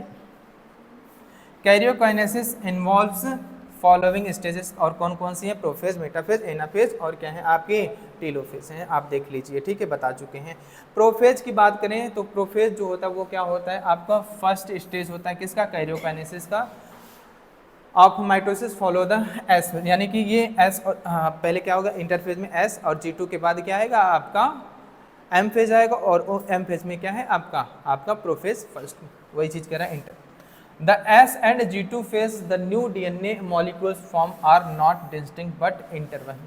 समझ में, जो आपका एस फेज में क्या हुआ है, नया डीएनए फॉर्म हुआ है, या डीएनए की सिंथेसिस हुई, क्रोमेटिन जो आपका डुप्लीकेट हुआ है, रेप्लिकेट हुआ है, वो क्या होते हैं, बहुत ज़्यादा क्या होते हैं, अलग नहीं होते एक दूसरे से, क्या होते हैं, इंटरबाइंड होते हैं, उलझे हुए होते हैं एक दूसरे में, क्या होते हैं, समझ में आया कि नहीं, ये क्या होते हैं, इंटरबाइंड होते हैं, उलझे हुए होते हैं, आपस में ही क्या होते हैं, ठीक। ये प्रोफेज इज मार्क, आपको पता कैसे चलेगा प्रोफेज आ गया, by the initiation of condensation of chromosomal material. जो क्रोमोसोमल मटेरियल या क्रोमेटिन का जब शुरू हो जाए कंडेंसेशन, ठीक है, कंडेंसेशन शुरू हो जाए तो समझा जाता है कि क्या आ गया है, आपका प्रोफेज आ गया है। The chromosomal material becomes untangled. अब क्या होते हैं, जो क्रोमोसोम क्या होते हैं, पहले उलझे हुए थे आपस में, अब क्या होते हैं, खुलने लगते हैं, सुलझने लगते हैं, ठीक है। तो बाद में आपको सुंदर सा क्रोमोसोम दिखाई देने लगता है धीरे धीरे, ठीक है। The process of chromatin condensation, ठीक है, becomes untangled during the process of chromatin condensation. जैसे जैसे कंडेंसेशन आगे बढ़ती जाएगी वैसे वैसे क्या होंगे, ये क्या होंगे, जो आपस में उलझे हुए थे वो क्या होते हैं, खुलने लगते हैं और बाद में आपको क्या दिखने लगेगी, क्रोमोसोम दिखाई देने लगते हैं। ठीक है, द सेंट्रोसोम, सेंट्रोसोम का मतलब बताएं। सेंट्रोसोम देखो, सेंट्रोसोम कुछ नहीं है, इसमें क्या होंगे, दो सेंट्रियोल होते हैं। क्या होते हैं, दो सेंट्रियोल, और क्या होते हैं, एक दूसरे के क्या होते हैं, 90 डिग्री पे होते हैं। इसको हम लोग सेंट्रियोल बोलते हैं। क्या बोलते हैं, इसको सेंट्रियोल बोलते हैं, और इसको भी क्या बोलते हैं हम लोग, सेंट्रियोल बोलते हैं। और ये स्ट्रक्चर पूरा क्या कहलाता है, आपका सेंट्रोसोम कहलाता है। ऐसे मेम्ब्रेन नहीं होता बाबू, इतना जान लो, मेम्ब्रेन नहीं होता है। नॉन मेम्ब्रेनस सेल ऑर्गेनेल्स है, 3 नॉन मेम्ब्रेनस सेल ऑर्गेनेल्स हैं, न्यूक्लियोलस, राइबोसोम, सेंट्रियोल। समझ में आया कि नहीं, याद रखिएगा। ठीक है, विच had undergone duplication during the S phase. जो आपका क्या होता है, जो आपका क्रोमेटिन डुप्लीकेट हुई थी एस फेज में, वो आप क्या होती है, खुलने लगती है। आप interphase now being to move towards the opposite poles of the cell. अच्छा, centrosome which had undergone duplication during S phase of the interphase now being to move towards the opposite poles of the cell. Early prophase में क्या होता है, आपके क्या होंगे, जो centriole duplicate हुए थे या सेंट्रोसोम जो डुप्लीकेट हुए थे एस फेज में, वो क्या होते हैं, अपोजिट पोल पे जाने लगते हैं। न्यूक्लियस के एक इधर साइड, न्यूक्लियस के एक लोअर साइड पे, ऐसे जाके क्या होता है। ठीक है, the completion of prophase can thus be marked by the following character. हम कैसे पता पाएंगे कि आपका प्रोफेज कंप्लीट हो गया है? कुछ ऐसी चीज़ें होती हैं जिनको देख के हम बता पाते हैं कि अब एक्चुअल में क्या हुई है, प्रोफेज खत्म हो गई है, अब आपका स्टार्ट हो गया है क्या, मेटाफेज। तो होता क्या है, क्रोमोसोमल मटेरियल क्या हो जाएंगे, कंडेंस हो जाएंगे। क्रोमोसोमल मटेरियल में क्या होगा, कंडेंसेशन हो जाएगा, कंडेंस हो जाएंगे, और ये क्या बनाएंगे, एक कॉम्पैक्ट माइटोटिक क्रोमोसोम बनाएंगे। क्या बनाएंगे, माइटोटिक क्रोमोसोम अब आपको दिखाई देने लगता है। Chromosome are seen composed of 2 chromatid. अब हमें दिखाई देने लगे जो क्रोमोसोम है वो 2 क्रोमेटिड से मिलके बने हुए हैं। क्या हुए हैं, 2 क्रोमेटिड से मिलके बने हुए हैं और एक दूसरे से जुड़े होते हैं। कहाँ, सेंट्रोमियर द्वारा। सेंट्रोमियर के द्वारा क्या होते हैं, एक दूसरे से अटैच्ड होते हैं। Centromere, centrosome which had undergone duplication during interphase being to move towards the opposite poles. जो आपका सेंट्रोसोम सेंट्रियोल एस फेज में बना था, अब वो जाके कहाँ पे जाता है, अपोजिट पोल पे। इस तरीके से एक यहाँ और यहाँ एक अपोजिट पोल पे जाके क्या होते हैं, पहुँच जाता है। ठीक है, और each centrosome radiate outs microtubules. इससे छोटी छोटी क्या निकलती है, ऐसे माइक्रोट्यूबल्स निकलती हैं, एस्टर्स फॉर्म होते हैं जो आगे चल के स्पिंडल फाइबर्स बनाते हैं। ठीक है, माइटोटिक apparatus क्या बोलते हैं, कॉल्ड एस्टर्स। इनको क्या बोलते हैं, छोटे ऐसे स्टार लाइक क्या होंगे, एस्टर्स ऐसे बनते हैं। और एस्टर्स, द 2 एस्टर, 2 एस्टर्स किसके साथ, स्पिंडल फाइबर के साथ मिलके क्या बनाते हैं, माइटोटिक apparatus। क्या होते हैं, बनाते हैं, माइटोटिक apparatus बनाते हैं। और क्या होती है प्रोफेज में, और क्या होती हैं, सेल कह रहा है कि cell at the end of a prophase when viewed under the microscope do not show Golgi complex endoplasmic reticulum nucleolus and nuclear envelope। यही चीज़ देखोगे अभी यहाँ पे कहेगा, यही सेम चीज़ है। ठीक है, सेम चीज़ें यानी कि एंड ऑफ प्रोफेज में हमें आपको क्या नहीं दिखाई देंगे, आपके एंडोप्लाज्मिक यानी कि जो भी क्या है आपके सेल ऑर्गेनेल्स है, जो मेम्ब्रेन बाउंड सेल ऑर्गेनेल्स है वो आपको दिखाई नहीं देंगे। या सेल ऑर्गेनेल्स हैं जो आपको क्या होते हैं, वो डिसअपियर हो जाते हैं। सेल ऑर्गेनेल्स क्या हो जाएंगे, डिसअपियर हो जाएंगे। न्यूक्लियर मेम्ब्रेन क्या हो जाएगी, डिसअपियर हो जाएगी। न्यूक्लियोलस क्या हो जाएगा आपका, डिसअपियर हो जाएगा। कब, जब लेट प्रोफेज आपका आ जाएगा, यानी कि प्रोफेज अब क्या होने वाला है, खत्म।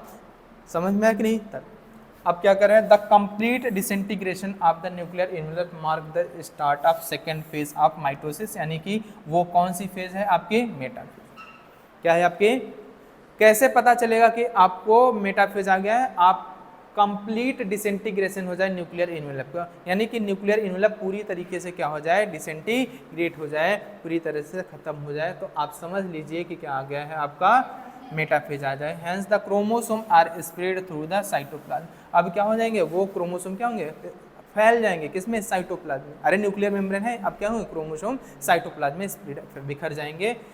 Bye this stage condensation of chromosome is completed. ये स्टेज आते आते कंडेंसेशन आपका क्या होता है, कंप्लीट हो जाता है, पूरी तरीके से कंडेंसेशन क्या हो जाता है, कंप्लीट, यानी कि अब अच्छे से विजिबिलिटी आपको देखने को मिलेगी या अच्छे से आपको क्रोमोसोम अब दिखाई देगा। क्रोमोसोम में मैक्सिमम जितना कंडेंसेशन होना था, क्रोमेटिन में जितना कंडेंसेशन होना था उतना हो गया, अब आपको अच्छे से क्रोमोसोम दिखाई देगा। And they can observe clearly under the microscope.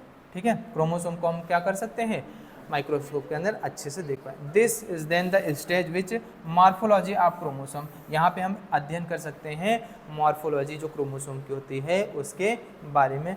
Most easily study hair, यहाँ पे हम आसानी से अध्ययन कर सकते हैं। ठीक है, नंबर ऑफ क्रोमोसोम, इनका क्या कर सकते हैं, आइडियोग्राम अरेंजमेंट कर सकते हैं साइज के अकॉर्डिंग, किसको, क्रोमोसोम। ठीक है, at this stage metaphase chromosome is made up of 2 sister chromatid, हमने बताया था। मेटाफेज में देखोगे तो प्रत्येक क्रोमोसोम के पास कितने क्रोमेटिड होंगे, 2 क्रोमेटिड होंगे। कितने क्रोमेटिड होंगे, 2 क्रोमेटिड। समझ में आएंगे, ईच क्रोमोसोम के पास क्या होंगे, 2 क्रोमेटिड्स आपको दिखाई देंगे। ठीक है, विच आर हेल्ड टुगेदर, ये आपस में क्या होते हैं, किसके द्वारा बंधे हुए होते हैं या जुड़े होते हैं, किससे, सेंट्रोमियर। ऐसे क्रोमोसोम है ऐसे, और ये क्या होते हैं, यहाँ पे देखो, यहाँ पे सेंट्रोमियर, ऐसे सेंट्रोमियर के द्वारा क्या होते हैं, अटैच्ड होते हैं। समझ में आएगा नहीं, ये होते हैं स्मॉल डिस्क शेप्ड, ये क्या होता है, small disc shaped structure at the surface of centromere. Centromere के सरफेस पे देखो ऐसे डिस्क लाइक क्या होता है, स्ट्रक्चर दिखाई देता है। ठीक है, प्रोटीन का बना हुआ डिस्क लाइक स्ट्रक्चर दिखाई देता है, जिसको हम लोग बोलते हैं काइनेटोकोर बोलते हैं। क्या बोलते हैं हम लोग, काइनेटोकोर बोलते हैं, called kinetochore. These structure serve as the site of attachment of spindle fibres to the chromosome that are moved into position at the centre of the shape.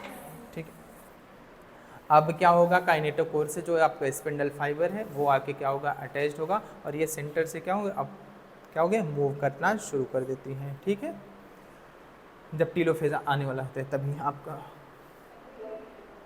ये आपका अर्ली प्रोफेज का है फिगर है, ये क्या है आपका लेट प्रोफेज, और ये आपका ट्रांजिशन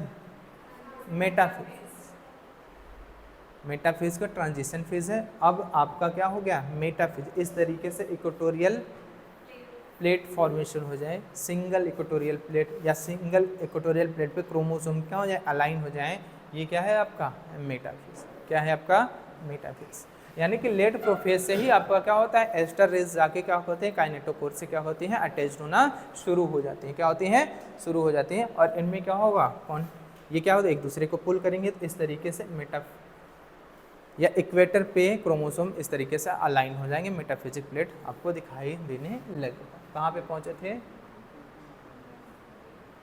ठीक है, यहाँ,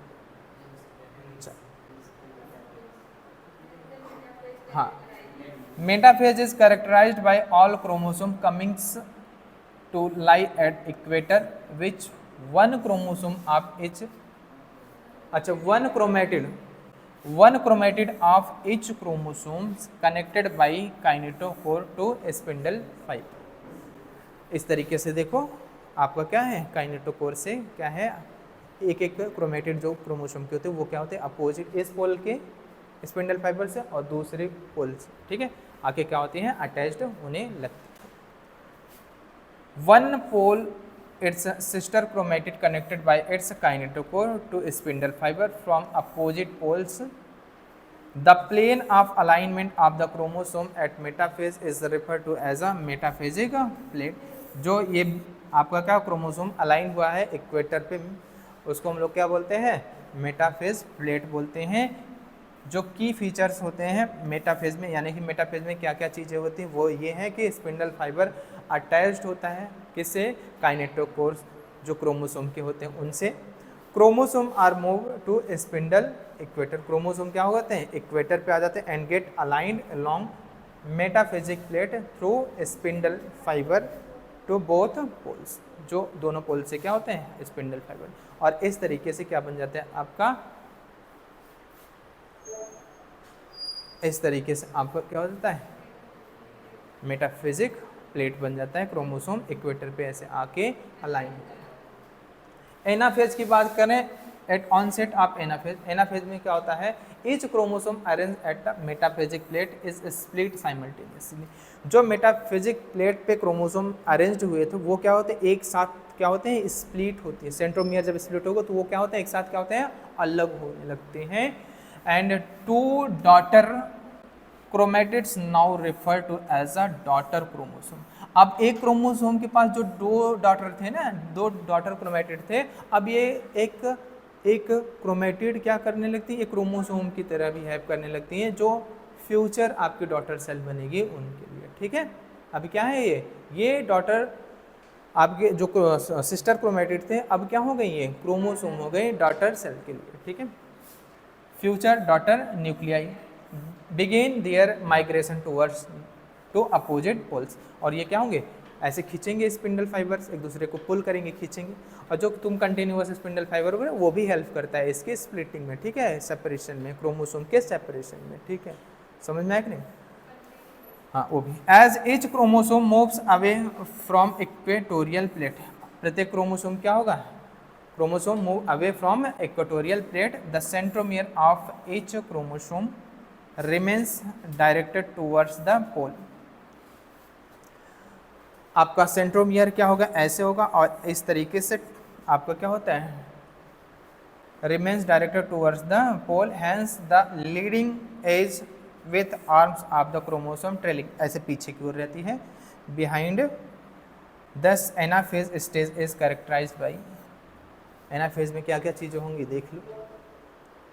आपका होगा क्या, द फॉलोइंग कीज, क्या होगा, सेंट्रोमियर स्प्लिट होगा, यानी कि बीच से सिस्टर क्रोमेटिड जहाँ से टेस्ट है वो क्या हो जाएंगे, अलग हो जाएंगे, स्प्लिटिंग हो जाएगी, chromatids move to opposite pole, और ये क्रोमेटिड्स अपोजिट पोल पे चली जाएंगे, इस तरीके से अपोजिट पोल पे चली जाएंगी। अब एक सिंगल क्रोमोसोम को अगर देखोगे तो उसके पास क्या होगा, एक सिंगल क्रोमेटिड होगा। ये क्या है, ये क्रोमोसोम की तरह बिहेव करेगी, जो फ्यूचर न्यूक्लियाई है, जो डॉटर न्यूक्लियाई है। ठीक है, टीलोफेज में क्या होगा, टीलोफेज में क्या क्या चीज़ें होती हैं देख लीजिए। टीलोफेज में क्या होगा, at the beginning of the final stage of karyokinesis, that means telophase, the chromosome that are reaches their respective poles. ये क्रोमोसोम जो अपने रेस्पेक्टिव पोल्स पे चले जाते हैं वो क्या होता है, फिर से डिकंडेंस हो जाएंगे, वापस से क्या होंगे, डिकंडेंस, क्या होते हैं, डिकंडेंसेशन शुरू हो जाता है, और ये अपनी इंडिविजुअलिटी को लॉस कर देंगे। अब हम इनको क्रोमोसोम नहीं बोलेंगे, वापस से ये क्या होते हैं, क्रोमेटिन मटेरियल, वापस से हम इनको क्या बोलेंगे, क्रोमेटिन मटेरियल। पहले क्रोमेटिन मटेरियल था ना, जब कंडेंसेशन हुआ तो जब जो टैंगलिंग थी, जो ये क्या थे, एक दूसरे से इंटरवाइंड थे, एक दूसरे से उलझे हुए थे, तो वो खुलने लगे, और क्या होता है, अनटेंगल्ड हो जाते हैं, और अच्छा से आपको क्रोमोसोम दिखाई देने लगता है, एक विजिबिलिटी अच्छी।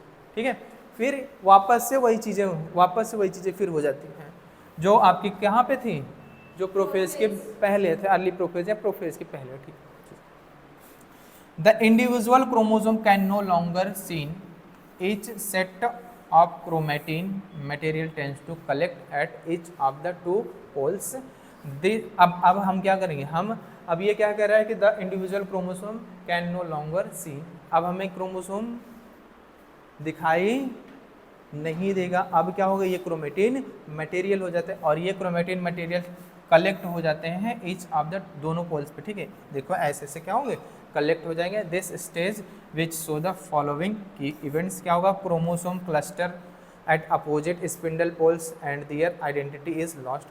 क्रोमोसोम का क्या क्लस्टर देखो कुछ दिखाई देता है अपोजिट पोल पे, आइडेंटिटी लॉस्ट हो जाती है, डिस्क्रीट एलिमेंट्स नहीं रह जाते हैं, अब ये अलग नहीं रहते हैं। ठीक है, अब क्या होते हैं, वापस से फिर से क्या होते हैं, एक दूसरे में उलझ, क्रोमेटिन क्या होते हैं, आपस में फिर से एक दूसरे से धागेनुमा स्ट्रक्चर होता है, उलझ जाएगा। न्यूक्लियर इन्वेलप डेवलप होगा, वापस से न्यूक्लियर इन्वेलप क्या होगा, फॉर्म होगा, धीरे धीरे न्यूक्लियर इन्वेलप आपका फॉर्म होने लगता है अराउंड द क्रोमोसोम, जो क्लस्टर था उसके चारों ओर, at each pole forming two daughter nuclei. अब प्रत्येक पोल पे क्या हो, दो डॉटर न्यूक्लियाई बन जाती हैं। अभी डॉटर सेल नहीं बना है, समझ में आएगी, डॉटर न्यूक्लियाई क्या हो जाती हैं, बन जाती हैं। न्यूक्लियोलस गोल्जी आपका जो कॉम्प्लेक्स था, ER एंडोप्लाज्मिक रेटिकुलम, ये वापस से क्या हो जाएंगे, बन जाएंगे। अब जैसे ही आपका क्या होता है, टीलोफेज खत्म होगा, ये क्या होंगे, सेल क्या होंगे, साइटोप्लाज्म का बंटवारा हो जाएगा, दो सेल बन जाएंगे। ठीक है, क्या बन जाएंगे, ऐसा सुन लो, ऐसा नहीं है कि आपका एनाफेज खत्म हो जाएगा, पूरा टीलोफेज खत्म हो जाएगा, फिर आपका क्या चलेगा, साइटोकाइनेसिस। एनाफेज में ही, एनाफेज से ही देखने, एनाफेज से ही क्या होता है, थोड़ा थोड़ा इन्वेजिनेशन होने लगता है, अगर एनिमल सेल है फरो फॉर्मेशन होने लगता है, टीलोफेज में आते आते और ज़्यादा होने लगता है, लास्ट जैसे टीलोफेज आपका खत्म होने वाला हो, ऐसे ही क्या होता है, साइटोप्लाज्म का भी बंटवारा हो जाता है। समझ में आया कि नहीं?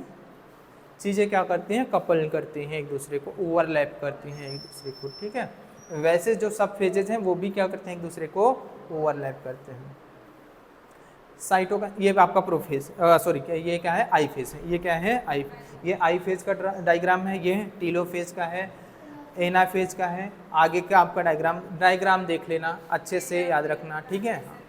कौन सा साइटोकाइनेसिस में अगर हम बात करें तो mitosis accomplishes not only segregation of duplicated chromosome into daughter nuclear but cell itself is divided into two daughter cell by the separation of cytoplasm, ठीक है।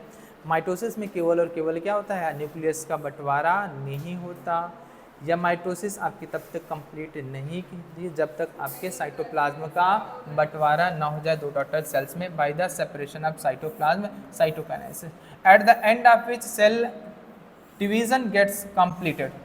अब क्या होगा, आपका सेल डिवीजन क्या हो जाएगा, कंप्लीट हो जाएगा। In animal cell this achieved by the appearance of furrow, हमने बताया था ना कि फरो फॉर्मेशन होता है या कॉन्ट्रेक्टाइल रिंग बनता है, और कौन पार्टिसिपेट करता है, माइक्रोफिलामेंट, माइक्रोफिलामेंट जो होती है वो पार्टिसिपेट करती हैं, और इसमें कॉन्ट्रैक्शन होगा तो बीच से बाहर से अंदर की ओर सेंटर पे जाके मिल जाएंगे, और दो सेल ऐसे क्या हो जाएंगे, अलग हो जाएंगे, ठीक है।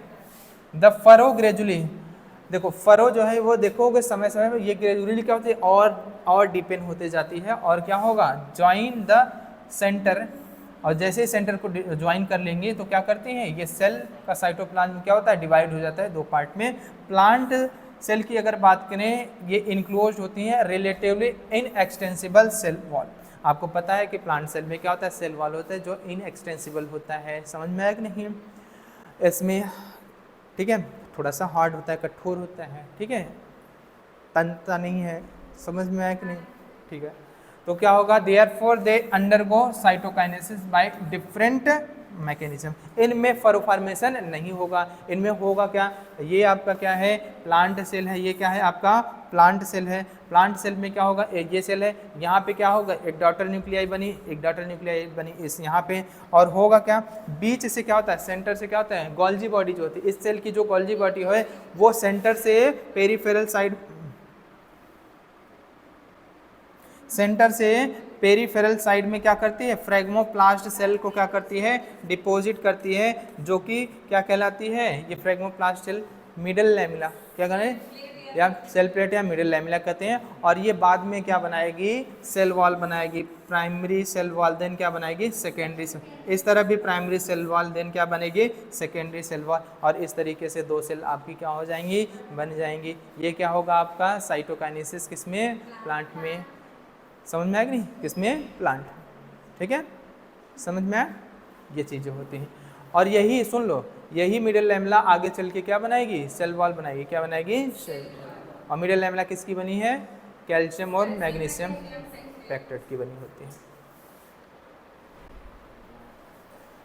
In plant cell wall formation start in the center of the cell and grow outward meet the existing lateral, ये जो lateral में जो exist कर रही हैं सेल वॉल उनसे जाके क्या होती है, मिल जाती है। The formation of the new cell wall begins with the formation of simple precursor, पहले क्या बनेगा आपका सेल प्लेट, और यही क्या है प्रिकर्सर है किसका, सेल वॉल, इसी से क्या बनता है आपका सेल वॉल बनता है। सेल प्लेट से आगे क्या होगा, प्रिकर्सर मतलब होता है ये सेल प्लेट से ही क्या बना है आपका सेल वॉल बना है, ठीक है।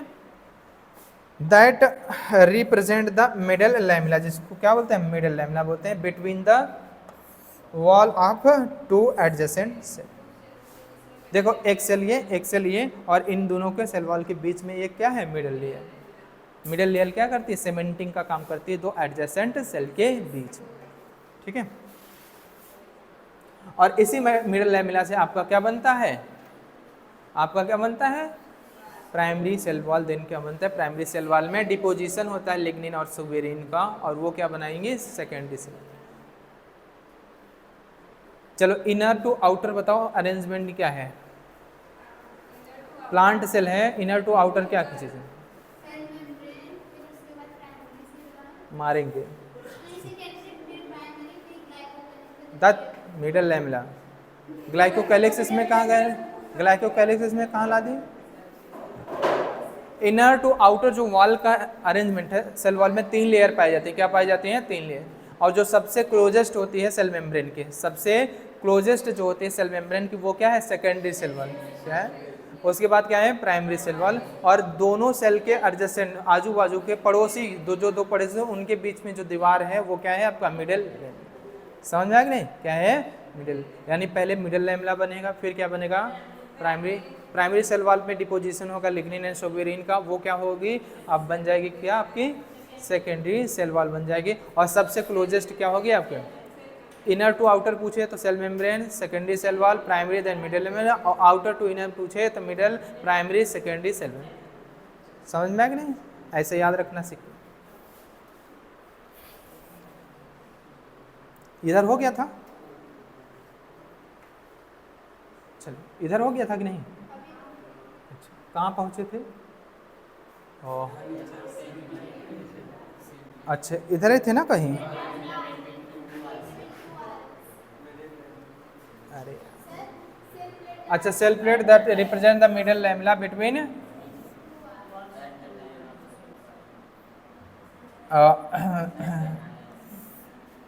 To adjacent cell at the time of cytoplasmic division, organelles like mitochondria. समझ में आएगी नहीं, सुन लो, जब साइटोप्लाज्मिक डिवीजन होने लगता है, माइटोकॉन्ड्रिया और प्लास्टिड क्या होते हैं, वो डिस्ट्रीब्यूट हो जाते हैं बिटवीन 2 डॉटर सेल, दोनों डॉटर सेल के बीच में बंटवारा हो जाता है, या क्या होता है, बट जाते हैं। जो डुप्लीकेट नहीं हुए माइटोकॉन्ड्रिया प्लास्टिड भी तो सेल ऑर्गेनेल से, ये क्या होता है, जो डबल्ड हुए हैं वो क्या होते हैं, एक एक करके क्या, माइटोकॉन्ड्रिया और प्लास्टिड क्या होता है, दोनों डॉटर सेल में डिस्ट्रीब्यूट है। In some organism karyokinesis is not followed by cyto, यानी कि कुछ ऑर्गेनिज्म में कैरियोकाइनेसिस के बाद साइटोकाइनेसिस नहीं होती है। अगर आपके कैरियोकाइनेसिस के बाद साइटोकाइनेसिस नहीं हो रही, इसका मतलब न्यूक्लियस का बंटवारा हो रहा है, तो एक से क्या बन जाएंगे, 2 न्यूक्लियस, यानी कि मल्टी न्यूक्लिएटेड कंडीशन आ जाती है। और ऐसे सेल को हम लोग बोलते हैं सिनोसिटिक सेल, और ये कंडीशन क्या कहते हैं, सेंसाइसम कंडीशन। जैसे आपके क्या है, एंडोस्पर्म, क्या है आपके एंडोस्पर्म, लिक्विड, हाँ लिक्विड पार्ट जो होता है वो क्या है, वो भी, और आपका जो कर्नल पार्ट है वो भी, ठीक है। आपको बताए थे ना वो, हाँ आपको बताए थे ना किस तरीके के, सेलुलर हैं कि क्या है आपके, न्यूक्लियर हैं कि हेलोबियल टाइप के हैं, 3 तरीके के बताए थे ना, हाँ। तो वो सब क्या है, मल्टी न्यूक्लिएटेड होते हैं हम, ये कंडीशन।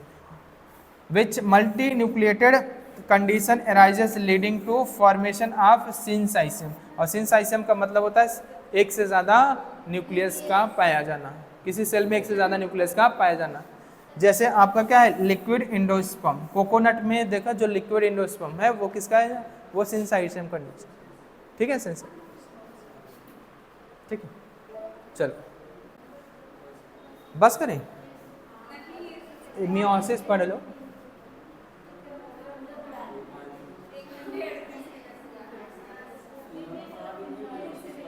हाँ चलो चलो। कह रहा है कि माइटोसिस और the equational division is usually restricted to the diploid cell.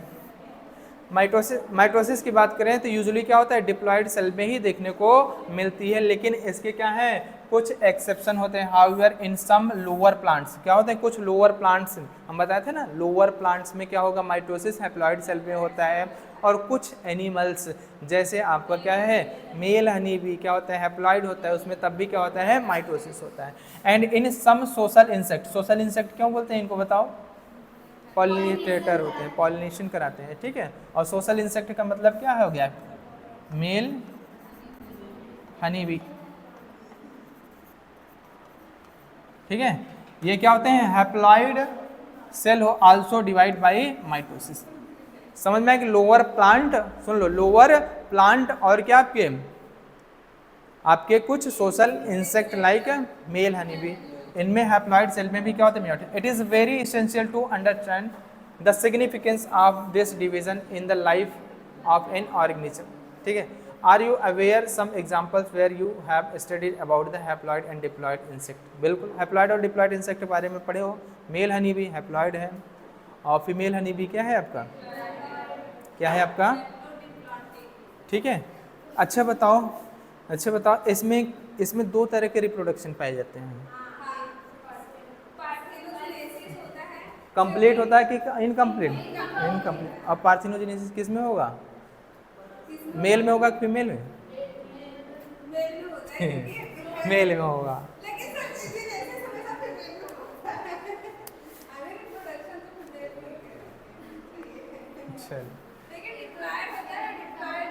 चलो ठीक, चलो अपना बताइएगा। फीमेल में होगा, फीमेल जो गैमेट बनती है वो हैप्लॉइड बनेगी। 32 होता है, 16 होगा, उसमें जब गैमेट बनेगा, गैमेट में क्या हो जाए, बिना फर्टिलाइजेशन हुए एम्ब्रियोजेनेसिस होने लगी। ठीक है, तो वो क्या बनाएगा, वो मेल बनाएगा। क्या बनाएगा, मेल। और नॉर्मल सेक्सुअल रिप्रोडक्शन हुआ है तो ऑलवेज क्या बनेगी, फीमेल। अगर सेक्सुअल रिप्रोडक्शन हो रहा है तो ऑलवेज फीमेल बनेगी, फीमेल। और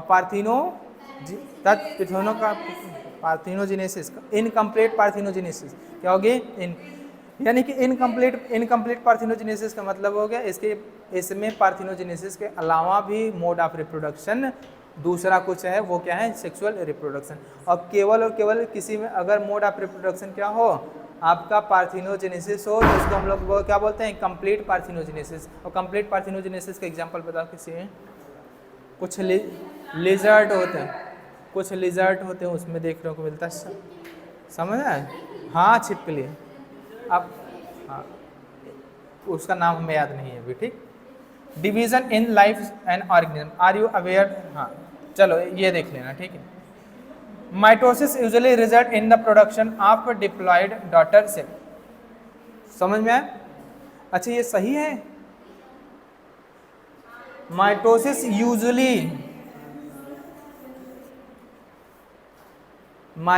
usually result in the production of diploid daughter cell. मैं बोलूँ mitosis always result in the production of diploid daughter cell, तो गलत है। समझ में आया कि नहीं, क्या है, गलत है। लेकिन यूजुअली क्या है, सही।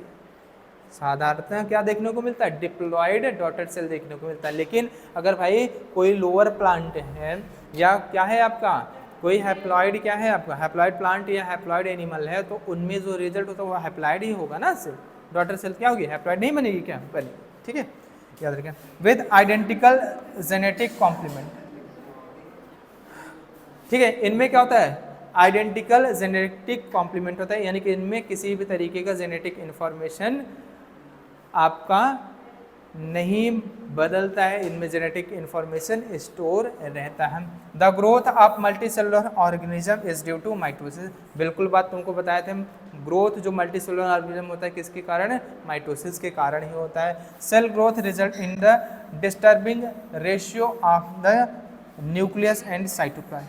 जैसे जैसे सेल का ग्रोथ होगा तो क्या होगा, साइटोप्लाज्मिक और न्यूक्लियस जो आपका रेशियो है n/c, न्यूक्लियस साइटोप्लाज्मिक जो रेशियो, वो क्या होने लगता है, डिस्टर्ब होने लगता है। और इस न्यूक्लियस और साइटोप्लाज्मिक रेशियो को मेंटेन करने के लिए आपका क्या होगा, सेल क्या होगी, डिवाइड हो जाएगी। फिर से वापस से क्या करेगी, n/c रेशियो क्या होगा, कांस्टेंट होगा। इस तरीके से फिर अगर n/c रेशियो अगर डिस्टर्ब होता है, वापस से क्या करेगी, डिवीजन करेगी। और ये क्या करते हैं, ये क्या करेगा, यानी कि माइटोसिस में n/c रेशियो क्या रहता है आपका, कांस्टेंट रहता है। क्या रहता है, कांस्टेंट रहता है। It therefore become essential for the cell to divide to restore, वापस से रिस्टोर करेंगे न्यूक्लियोसाइटोप्लाज्मिक रेशियो का। A very significant contribution of mitosis is called repair. कोई लॉस्ट हो गई सेल, डेड हो गई सेल, इंजर्ड कोई सेल है, तो उसके रिपेयरमेंट में या रिप्लेसमेंट में हम क्या करते हैं, mitosis. The cell of the upper layer of the epidermis, हमारे एपिडर्मिस की जो क्या होती है, अपर लेयर होती है, वो क्या होती है, एपिडर्मिस हो गई। हमारे लाइनिंग ऑफ गट, जो हमारे गट की लाइनिंग है, GIT जो होगी, ठीक है, गट की लाइनिंग है। ब्लड वेसल्स जो हैं, बीइंग कांस्टेंट, ये इनकी क्या होती है, ये लगातार क्या होती है, रिप्लेस होती हैं। और इनमें किसका रोल होता है, माइटोसिस का। तो यहाँ भी क्या है, सिग्निफिकेंस है किसका, माइटोसिस का। Mitotic division in the meristematic tissue, जो मेसमेटिक टिश्यू का मतलब होता है वो टिश्यू जो एक्टिवली क्या होती है, डिवाइड होती रहती है। क्या होती है, डिवाइड। जैसे आपका एपाइकल मेरिस्टम, समझ में आया कि नहीं, root and shoot apical meristem, lateral meristem, ये सभी क्या है आपके मेरिस्मेटिक टिश्यू, ठीक है।